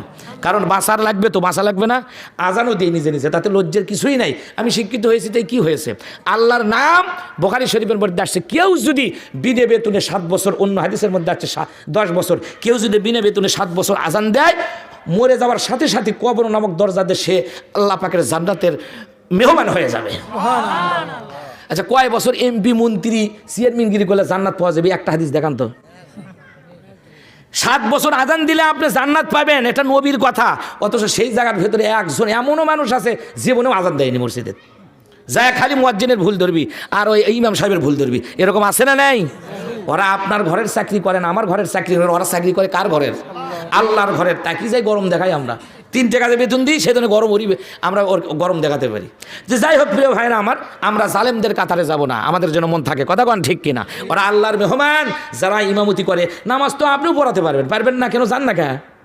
ভয় দিয়ে যায় না মানুষ। কথা কন ঠিক কিনা? কয় যে আঁটো জাগা বা ওর মধ্যে যাবো, যদি ওটাই খালি কাপে ধরে শেষ হয়ে যাবি। কথা কন ঠিক কিনা? এই জন্য ইমামের শর্তও আছে, অযথায় এক মানুষ ইমামতি করতে পারবে না। আর কষ্টও আছে, মনে করেন না যেন আমার মসজিদে আমি ওই টাকা না ছিল, খালি যখনই কই যে ভাই আমি আর চাকরি করবো না, আমি বাধ্য তখনই টাকা বেড়ে দেয়। মানে লোয়ার বেরি দেয় না, যত বাইরে মানে বেড়ে দিতে দিতে একেবারে হাই স্কুলের একটা শিক্ষকের মতো বেতন পর্যন্ত দেয় এই 5 দিনে নামাজ পড়াতে। মানে মাসে 5টা হয় না জুম্মা, 4টা হয়, 5টা হয়। আমি যখনই ছাইরা দিবে কই হুজুর আপনি ছাইরা দিবেন চানকে, টাকা আরও বেড়ে গেল 1000। মানে বছরই ওরা বাড়াতে থাকে। যে যাকে এই জন্য যোগ্য বেতন দেওয়া লাগবে। কথা কন ঠিক কিনা? আমি বাগড়াতে কেন্দ্রীয় মসজিদ ওই নামাজ পড়াই। ওই মসজিদ ওরকম ছিল না, টাকা ওরাই দিয়েছে একবার, এসি টেসি সব কমপ্লিট হয়ে গেছে। আপনারাও করছেন আলহামদুলিল্লাহ, 2 তলা পর্যন্ত কমপ্লিট হয়ে গেছে। ওদেরই টাকা। আমি তো টাকা দেবো না, আপনার টাকা দিবেন, তারপর তো মসজিদ হবে। তো বাড়ি যদি সুন্দর করেন মসজিদের চাইতে, আপনার নামাজ মসজিদে হবে না। বাড়ি যেরকম সুন্দর করবেন তার সাথে মসজিদ দ্বিগুণ সুন্দর করবেন, তাছাড়া মন আপনার বসবে না, নামাজও আপনার হবে না। প্রিয় ভাইয়েরা আমার, যাক অনেক কথা, আমি আজকের অত সব বলবো না। যেহেতু প্রচণ্ড শীত, আপনারা যে আসেন এটাই আপনাকে কাহালান সাহালান মারহাবান জানাই, ধন্যবাদ জানাই। আল্লাহ পাক আমাদের সবাইকে কবুল করে নিক, আমরা বলি আল্লাহুম্মা আমিন। প্রিয় ভাইয়েরা আমার, এই মৃত্যু সম্পর্কে আরেকটি ঘটনা আপনাদের শোনাই। এই কি বলে, কোনো সমস্যা তাহলে আমি বাড়াবো না, ছেড়ে দেবো। এই হায়াতুল হাইওয়ান একটা কিতাব আছে, মানুষ মানে জীব জানোয়ারের এই কিতাব। যত রকমের জানোয়ার আছে, হাতি ঘোড়া বাঘ ভাল্লুক পিপিলিকা সব কিছু এই কিতাবের ভেতরে লিখেছেন আল্লামা কামালউদ্দিন দামিরি রহমাতুল্লাহ আলাই। আমি যেগুলো বইয়ের নাম পড়ি এগুলো কিনবেন, ছেলে মেয়ে পড়তে দিবেন, খালি মোবাইল দিয়ে না দিয়ে তো জীবনই শেষ করে ফেলে দিলাম। আল্লাহ পাক আমাদেরকে হেফাজত করুক, আমরা বলি আমিন। তিনি লিখেছেন আল্লামা কামালউদ্দিন দামিরি রহমাতুল্লাহ আলাই যে আব্দুল হামিদ ইবনে মাহমুদ তিনি বলেন, আমরা আব্দুল্লাহ ইবনে আব্বাস রাদিয়াল্লাহু তাআলার নিকট বসা ছিলাম, আর ওই সময় একজন লোক আমাদের কাছে আসলেন, আর আমরা তাকে জিজ্ঞাসা করলাম যে তুমি কোথা থেকে আসলে? তিনি বললেন যে আমরা হেজাজের কাছ থেকে আসলাম। হেজাজে সাফা নামক স্থানে আমরা যখন গেলাম, যাওয়ার পর আমাদের ভেতর থেকে, আমরা হলাম ব্যবসায়ী মানুষ আর ব্যবসা করতেছিলাম, এই ব্যবসার ভেতর থেকে একজন লোক হঠাৎ করে এই সাফা নামক স্থানে আসার পরে তিনি দুনিয়ার থেকে বিদায় হয়ে গেলেন। আবার ভাই আব্দুল্লাহ ইবনে আব্বাসের কাছে তেনারা বসেছিলেন। এই অবস্থায় তাকে জিজ্ঞাসা করা হলো, বলে তুমি যে বললে একজন লোক মারা গেল, তারপরে কি হলো? বলে কি আর হবে, শোনো। যখন লোকটা দুনিয়ার থেকে বিদায় হয়ে গেছে, আমরা লক্ষ্য করে দেখলাম তার চেহারাটা মানুষের মতো নাই, তার চেহারাটা গোটাটা শুকুরের মতো হয়ে গেছে। জোরে কন্যা উজুবিল্লাহ। প্রিয় ভাইরা আমার, কার কখন কি হবে বলা তো যায় না। আমি আর আপনি একদিন না একদিন দুনিয়ার থেকে বিদায় হয়ে যাব। বলে আমরা এক কাফেলার ভেতরে একজন লোককে হারালাম, তাকে কবরস্থ করার জন্য বারবার করে আমরা কবরটা খোঁড়ার জন্য যাই। যখন কবরের খোঁড়ার জন্য চলে যাই, তার চেহারাটা এইরকম, কিন্তু আমরা তার জন্য আল্লাহর কাছে দোয়া করি, আল্লাহ তুমি তার চেহারাটা মানুষ যেরকম ছিল তাকে সেই রকম করিয়া দাও। আল্লাহ পাক আমাদের দোয়ার বরকতে তার চেহারাটা আল্লাহ পাক পরিবর্তন করে দিলেন। কিন্তু বন্ধুরে, আব্দুল্লাহ ইবনে আব্বাসের কাছে বর্ণনা করে যে যখন আমরা কবরটা খুঁড়লাম, খোঁড়ার পরে দেখতে পারি কবর থেকে যখনই আমরা উঠে আসি, ওটার সঙ্গে সঙ্গে দেখতে পাই কবরের ভেতরে সাপ বিচ্ছু দিয়ে ভরপুর হয়ে গেছে। আহার, এই কবরের ভেতরে কেমনে লাশটা নামায়া দিব, এই চিন্তার ভেতরে থাকি। এরপরে আবার আর একটা কবর খুঁড়ি, খোঁড়ার সঙ্গে সঙ্গে দেখি আর এক কবরটা একই অবস্থা হয়ে যায়। কবরের ভেতর থেকে ওঠার সঙ্গে সঙ্গে দেখতে পারলাম ওই কবরের ভেতরে আবার সাপ বিচ্ছুগুলো আবার একত্রিত হয়ে যায়। আবার যখন হলো না, এরকম করে আমরা 3টার মতো কবর খুঁড়লাম, একই অবস্থা হয়ে গেল। ইবনে আব্বাস রাদিয়াল্লাহু রাদিয়াল্লাহু তাআলা বর্ণনা করেন যে তাহলে তারপর কি করলাম, বলে অনেক দোয়া করলাম, আল্লাহকে ডাকলাম, মরুভূমির ভেতরে কোনো লোক নাই, জন নাই, কেউ নাই, আমরা মাত্র 15 থেকে 20 জন মানুষ হব। এই কয়েকজন মানুষ কান্দা কাটি করে অনেক কষ্ট করে কবরস্থ করলাম যে কবরের ভেতর থেকে সাপ বিচ্ছুগুলো চলে যাক। এরপরে যখন কবরস্থ করলাম, কবরের ভেতর থেকে লাশটা নামানোর সঙ্গে সঙ্গে হুজুর জানেন না আবার সাপটা কবরের ভেতরে সাপগুলো দিয়ে ভরে গেল। আমরা আশ্চর্য হয়ে গেলাম, কিসের ব্যবসা করব, ব্যবসা ছেড়ে আপনার কাছে চলে আসছি। বলার সঙ্গে সঙ্গে আব্দুল্লাহ ইবনে আব্বাস রাদিয়াল্লাহু তাআলা ডেকে বলে, হ্যাঁ বুঝতে পেরেছি। বলে তাহলে এই জায়গার ভেতরে হুজুর আপনি যদি জানেন আমাদের এই ভাইটার অবস্থা এরকম কেন হলো, তার চেহারাটা সুন্দর ছিল কিন্তু চেহারাটা শুকুরের মতো হয়ে গেছে, আবার বারবার করে কবরটা খনন করার পরে কবরের ভেতরে সাপ বিচ্ছু দিয়ে ভরে গেছে। এই জায়গার ভেতরে আমরা কেমনে দিয়ে কী করবো, একে আমরা কোনো ধারণা করতে পারতেছি না। বলে তোমরা বলো তো লোকটা কেমন ছিল? তখন তারা বলল, হ্যাঁ লোকটা তো আমরা জীবনে কোনো দিন খারাপ ব্যবহার তার ভেতরে দেখি নাই, তিনি নম্র ছিল, ভদ্র ছিল, খোশ আখলাকের ছিল। বলে তাহলে এরকম তো হওয়ার কথা নয়, জীবনে সে তা তোমাদের সাথে কি নামাজ কালাম পড়েছে নাকি? বলে হ্যাঁ হুজুর নামাজ কালামও পড়েছে, ইবাদত বন্দেগীটাও ফার্স্ট, বারবার করে। বলে তাহলে কেন এরকম হলো? বলে আমরা তো কেউ বলতে পারবো না। ইবনে আব্বাস রাদিয়াল্লাহু তাআলা বলেন, তাহলে বুঝতে পেরেছি, চলো চলো চলো তোমরা আমার সাথে চলো। তার স্ত্রী কি এখনো দুনিয়ার ভেতরে জীবিত আছে নাকি? বলে হ্যাঁ এখনো তো জীবিত আছে। বলে দেরি করো না, সব মিলে চলো তার বাড়ির কাছের দিকে চলে যাই, তার স্ত্রীর কাছে যাব, তার স্ত্রীর কাছ থেকে আমরা কথাগুলো শুনবো। এরপরে ভাইরা আমার 15-20 জন সহ ইবনে আব্বাস তার লোকজনগুলোকে নিয়ে যখন কবরস্থানে তার বাসার দিকে চলে যাচ্ছিল, তার বাসার দিকে যাওয়া শুরু করুক রে ভাইরা আমার, এখনো আলোচনা আমার শেষ হয় নাই, একটু খেয়াল করে শুনুন। আমি বলতেছিলাম দুনিয়ার ভেতরে মানুষ যদি 10টা আমল করে মৃত্যুর সময় তার কালেমা নসিব হবে, আপনাদের মনে আছে? আমার ভাইরা ইবনে আব্বাস রাদিয়াল্লাহু তাআলা আনহু তার সঙ্গী সাথীদেরকে নিয়ে তার বাসার দিকে চলে যাক, একটু পরে আমি আলোচনাটা আপনাদের উপহার দিব। বন্ধুরে একটু খেয়াল করে শুনুন, এই জায়গার ভেতরে বলে দেই 10টা আমল যদি করেন মৃত্যুর সময় কালেমা নসিব হবে, আর কালেমা যার নসিব হবে নবীজি বলেছেন ফাদাখালাল জান্নাহ, ওই লোকটা জান্নাতি হয়ে যাবে। 10টার কথা কি বলবো, আপনারা আমল করবেন, এই 10টার কথা শুনেন। 1 নম্বর হলো ভাইয়ের আমার কুনজর। মানুষের চোখ নবীজি বলেছেন এটা বিষাক্ত তীরের চাইতেও খারাপ, এই জন্য কুনজর দেওয়া যাবে না। কুনজর যদি দেন, আপনি দেখেন না আলুর জমিতে, বেগুনের খেতে, তারপরে কি বলে লাউ কদুর ক্ষেতের ভেতরে মানুষের চেয়ে বিষাক্ত তীরের চাইতেও খারাপ, যার কারণে কালো একটা পাতিলের ভেতরে চুনের ফোঁটা দেয়। তার কারণটা কি, যে এটা যেন দেয় মানুষ যদি দেখে বলে এত লাউ এত কদু এত বেগুন, সাথে সাথে জানি নষ্ট হয়ে যায়, এটা মানুষের ধারণা হতেও তো পারে। নবীজি বলেছেন মানুষের চোখ এটা বিষাক্ত তীরের চাইতেও খারাপ। এই জন্য অনেক সময় কিন্তু চোখ কিন্তু লাগে না, চোখও লাগে। এই জন্য নবীজি বলেছেন চোখ যখন লাগে তখন তোমরা সেই লোকটাকে বেশি বেশি করে গোসল করাইয়া দিবা, আল্লাহ পাক তাকে শেফা দান করে দিবে। আমরা বলি আমিন। এই জন্য কুনজর থেকে হেফাজত করা লাগবে। আমাদের ভেতর তো কুনজর নাই নাকি গো? কুনজর আছে? নাই নাই নাই, কুনজর থাকবি গিয়া কেনলা খুশি মেলা যাত্রা খালি বড় বড় চোখ করে তাকাতে দেখি। কুনজর আছে নাকি? হুজুর আপনাকে নিয়ত খারাপ হওয়ার, আমাকে নিয়ত খারাপ নেই, আমি কলিজা ফেরেশ, এতই ফেরেশের ফেরেশ। মোবাইলের মধ্যে যদি একটা নারীর ছবি আসে ওটা আবার জুম করে দেখে, কথা কন ঠিক কিনা? মনে হয় দেখলি খালি সোয়াব নাকি কন? হাই রে হাই রে হাই, কি যুবক দেখতেছি, কি দুনিয়া দেখতেছি আমরা। আল্লাহ পাক হেফাজত করুক, আমরা বলি আমি। এই জন্য কুনজর দিবেন, কালেমা নসিব হবে না, কুনজর থেকে সাবধান, আল্লাহ পাক হেফাজত করুক, আমরা বলি আমিন। এরপরে ভাইয়ের আমার 2 নাম্বার হলো মিসওয়াক করা। মিসওয়াক করা সবগুলো পয়গম্বরদের সুন্নত ছিল মিসওয়াক করা। বাসার ভেতরে যাবেন বেরাস তো করবেনই, আমি নিষেধ করি না।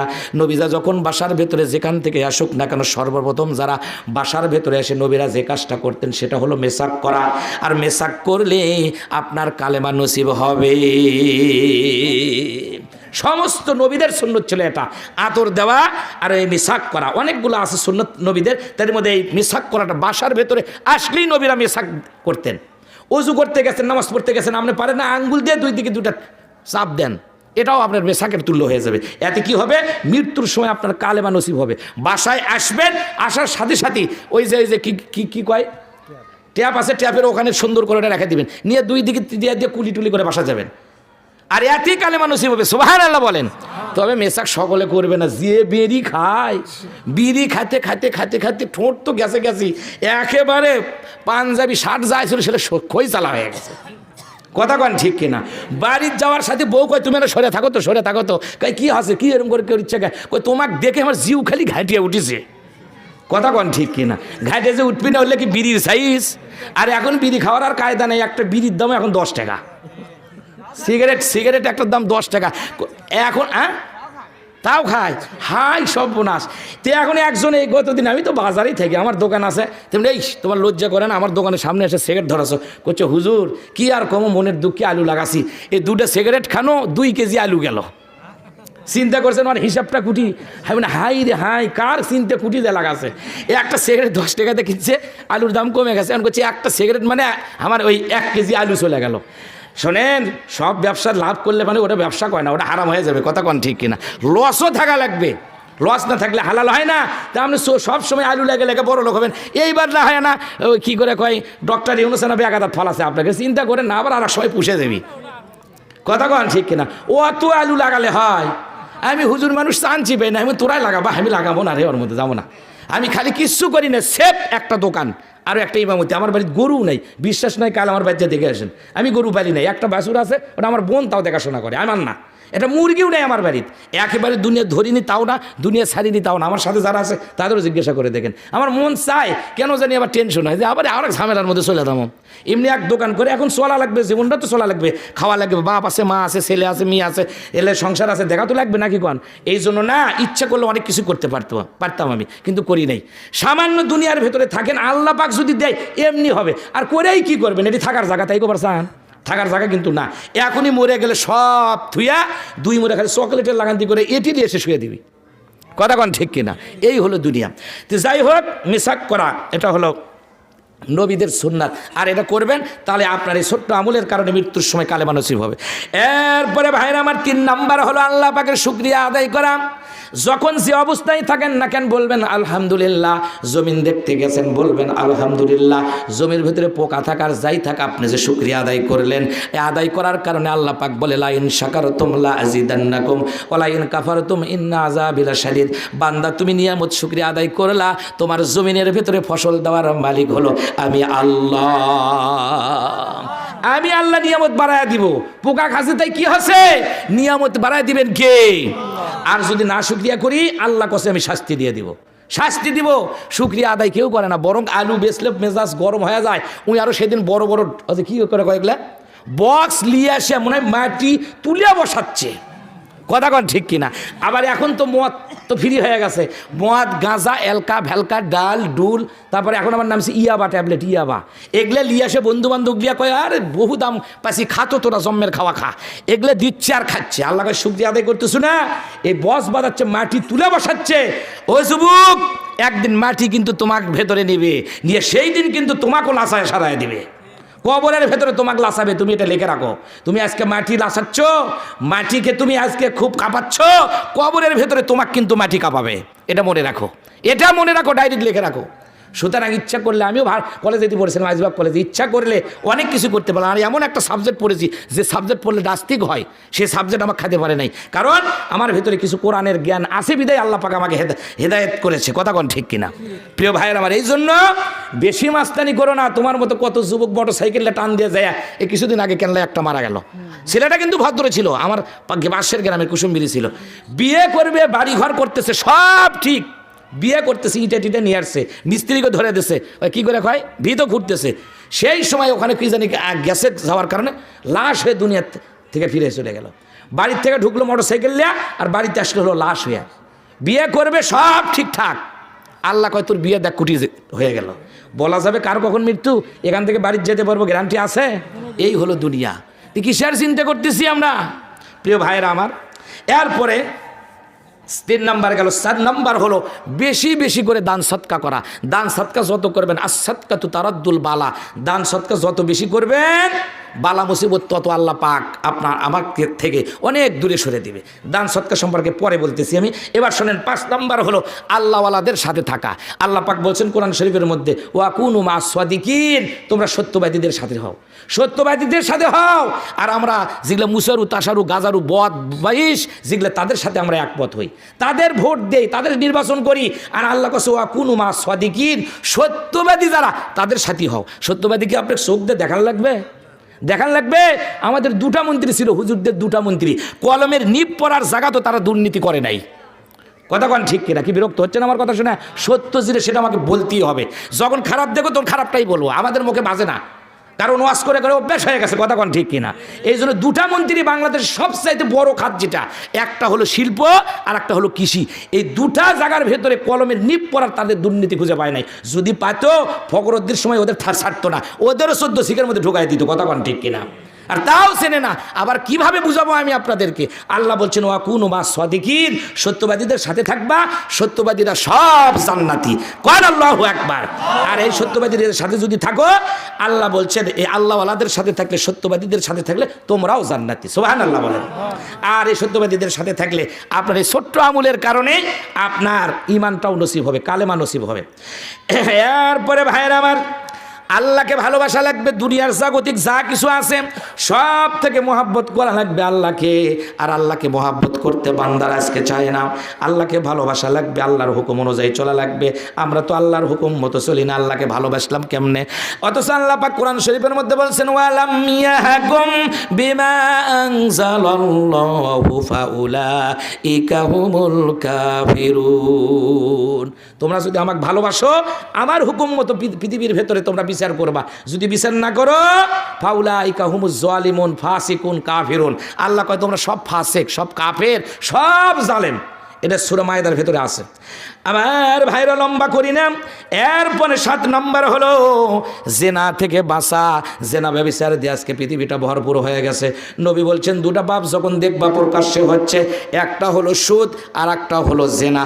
এই 2টা পাপ যখন প্রকাশ্যে চলবে, তখন আসমানের সমস্ত গজবের দরজাগুলো তখন আল্লাহ খুলে দিবে। যখন এই 2টা পাপ চলে, একটা জেনা একটা সুদ, যার কারণে তো যে লস এঞ্জেলস আমেরিকায় পুড়ে শেষ হয়ে গেল। এই 2টাই হলো বেশি। সব পাপ আছে, পাপেরই রাজ্য ওটা।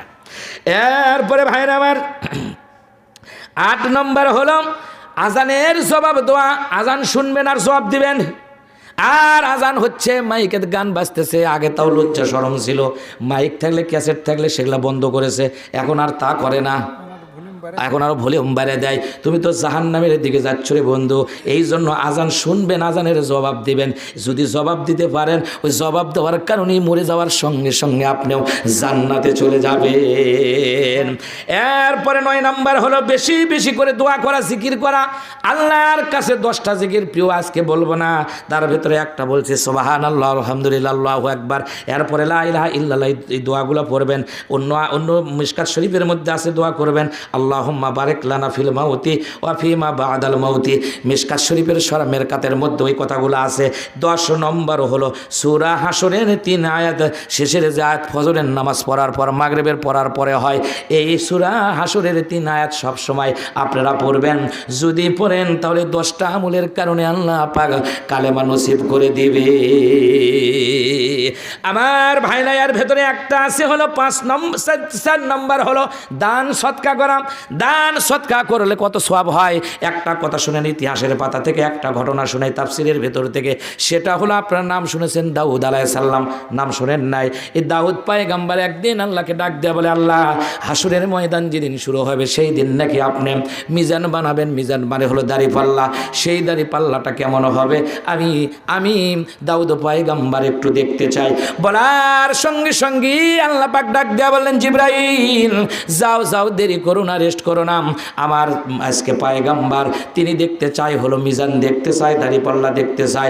এই দাড়িপাল্লার কাছে তুমি একটু নিয়ে যাও না। বলার সঙ্গে সঙ্গে ভাইয়ের আমার জিবরাইল আমিন যখন তাকে নিয়ে গেলেন, আর দাউদ পয়গম্বর বিশাল বড় মিজান দেখে সঙ্গে সঙ্গে এই দাড়িপাল্লা দেখে তিনি অ্যাস্টনিশড হয়ে গেলেন। যখন তিনি আশ্চর্য হয়ে গেছেন। এক পর্যায়ে দেখতে দেখতে তিনি অজ্ঞান হয়ে জমিনের ভেতরে পড়ে গেছে। যখন জমিনের ভেতরে পড়ে গেছেন, জিবরাইল আমিন তাকে হুঁশ করলেন।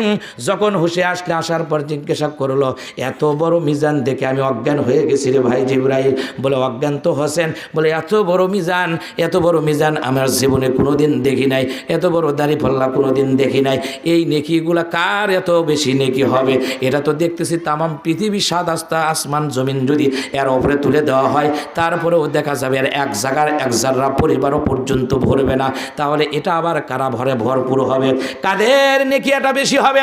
বলার সঙ্গে সঙ্গে আল্লাহ পাক ডাক দেয়া বলবে, এ দাউদ পয়গম্বর, চিন্তা করো না ভাই, ভয় করো না।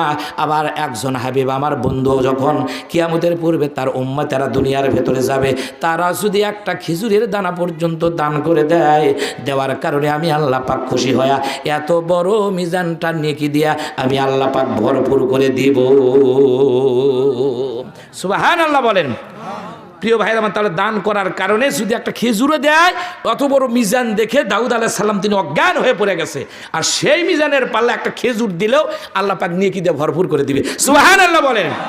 শুধু এটা নবীর কারণে, নবীর উম্মত যে আমরা, নবীর কারণে। তে আসেন, এখন যদি তাই হয়, এই কবরস্থানটা করা লাগবে। এটা বুঝতে পারতেন তো আমার কথা, যে আমি কোন জায়গায় নিয়ে গেছি সেই জন্যে। তো যদি তাই হয়, একটা খেজুর দিলে যদি এত নেকি হয়, তাহলে আপনারা যখন টাকা দিবেন, পয়সা দিবেন, তাহলে আল্লাহ পাক এই নেকি দিয়া এই দাড়িপাল্লা ভরপুর করে দিবে না? মিজানটা ভরপুর করে দিবে না? তাহলে আপনার পকেটের ভেতরে হাত দেন, দিয়ে মিজানটা পরিবর্তন মানে ভরপুর করে দেন। কোন ভাই আছেন তাড়াতাড়ি জলদি করে দেন। ৫,০০০ নগদ আর ২০,০০০ বাকি। আলহামদুলিল্লাহ বলে জোরে একটা তাকবীর দিবেন। লিল্লাহে তাকবীর। সভাপতি সাহেব ৫,০০০ টাকা নগদ আর ২০,০০০ টাকা বাকি, জোরে কন মারহাবা। ডেকে বললেন, বাবা তোমার আব্বার ভেতরে এত বড় কি খারাপ গুণ ছিল তারা এই দেখছে। তখনকার সিস্টেম হলো যে যেখানে মারা যেত সেই জায়গার ভেতরে তাদের কবর হতো, যার কারণে সাহাবায়ে কেরামদের বাড়ি হলো মক্কায়, যে মাটি হচ্ছে ইরাকে, ইরানে হচ্ছে না হয় নাই, এরপরে মিশরে। এই জন্য যখন যেখানে মারা যায় সেই জায়গার ভেতরে মুসলমানদের দাফন করে দেয়। যেরকম মাইসোয়ার শুয়ে আছেন আমাদের মহস্থানে, আছে না নাই? এরপরে শেরপুরে অসংখ্য আলেম ওলামাদের, আল্লাহর ওলিদের লাশ আছে। এরপরে ভাইরা আমার ধর্মকাম সেরমকাম আছে না নাই? তারা বিভিন্ন দেশ থেকে আসে ভাইরা আমার, যার কারণে সেই লাশগুলো তারা ওখানেই মাটি দেওয়া হয়েছে। আমার ভাইয়েরা আব্দুল্লাহ বিন আব্বাস রাদিয়াল্লাহু তাআলা আনহু বলেন, তাহলে আজকে এই জায়গার ভেতরে তোমার আব্বার কি খারাপ গুণ ছিল?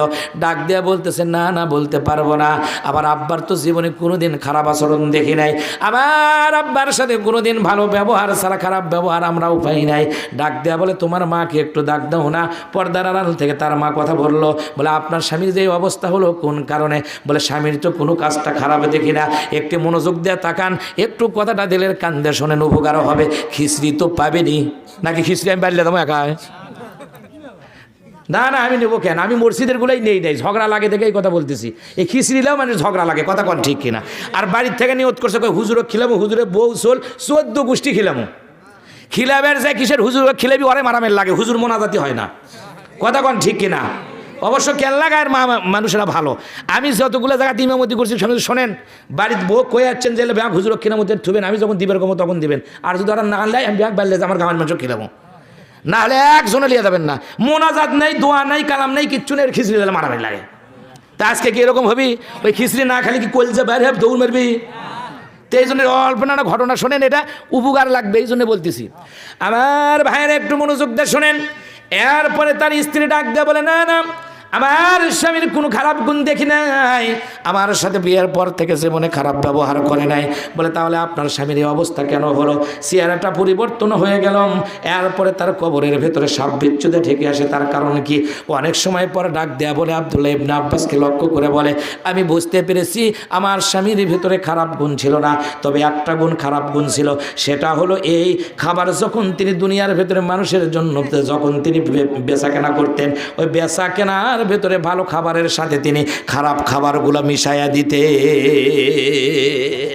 একটা খারাপ গুণের কারণে তার কবরের ভেতরে সাপ বিচ্ছু ঢুকছে, তার চেহারা পরিবর্তন হয়ে গেছে।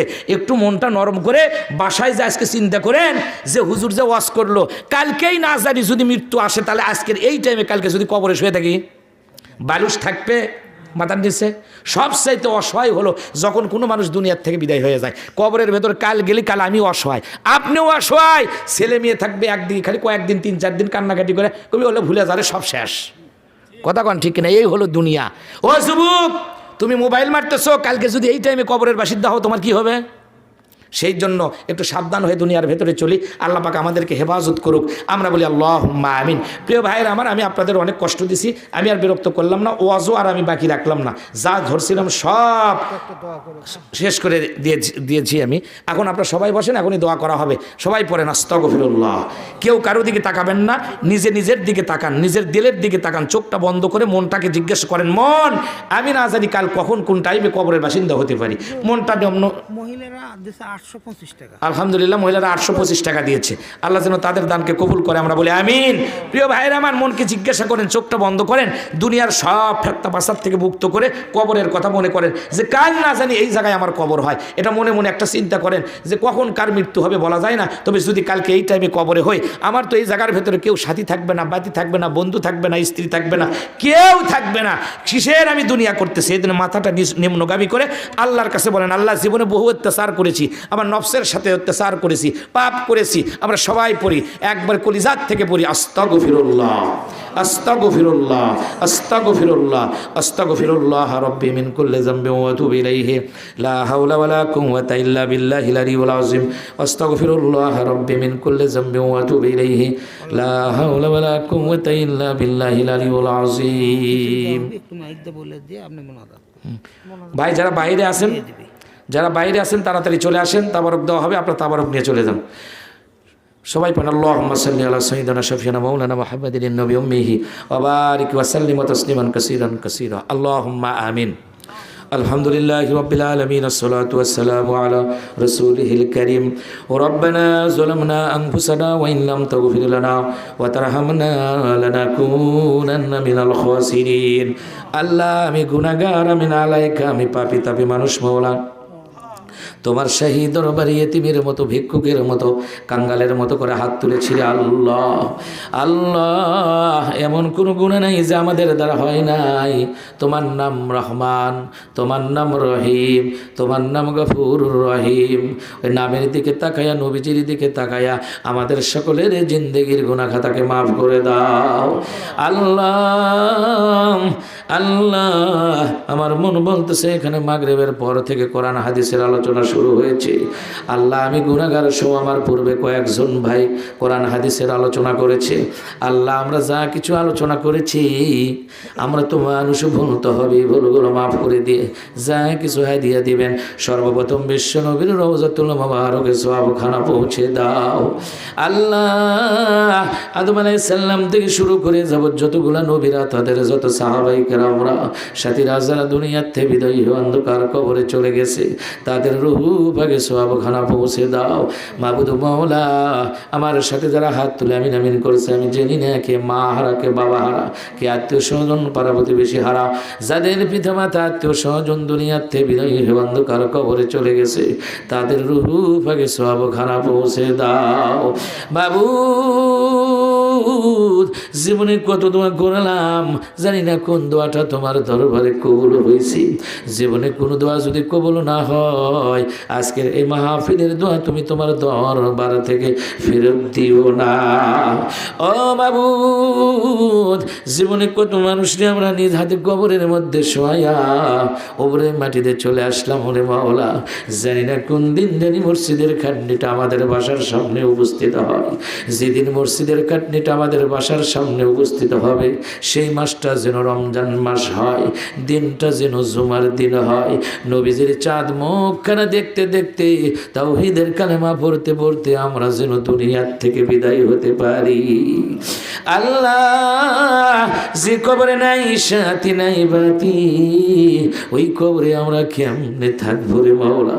নবীর রওজাত থেকে আমাদের কবর পর্যন্ত তুমি পরিষ্কার ভাবে নূরের ব্যবস্থা করে দিও।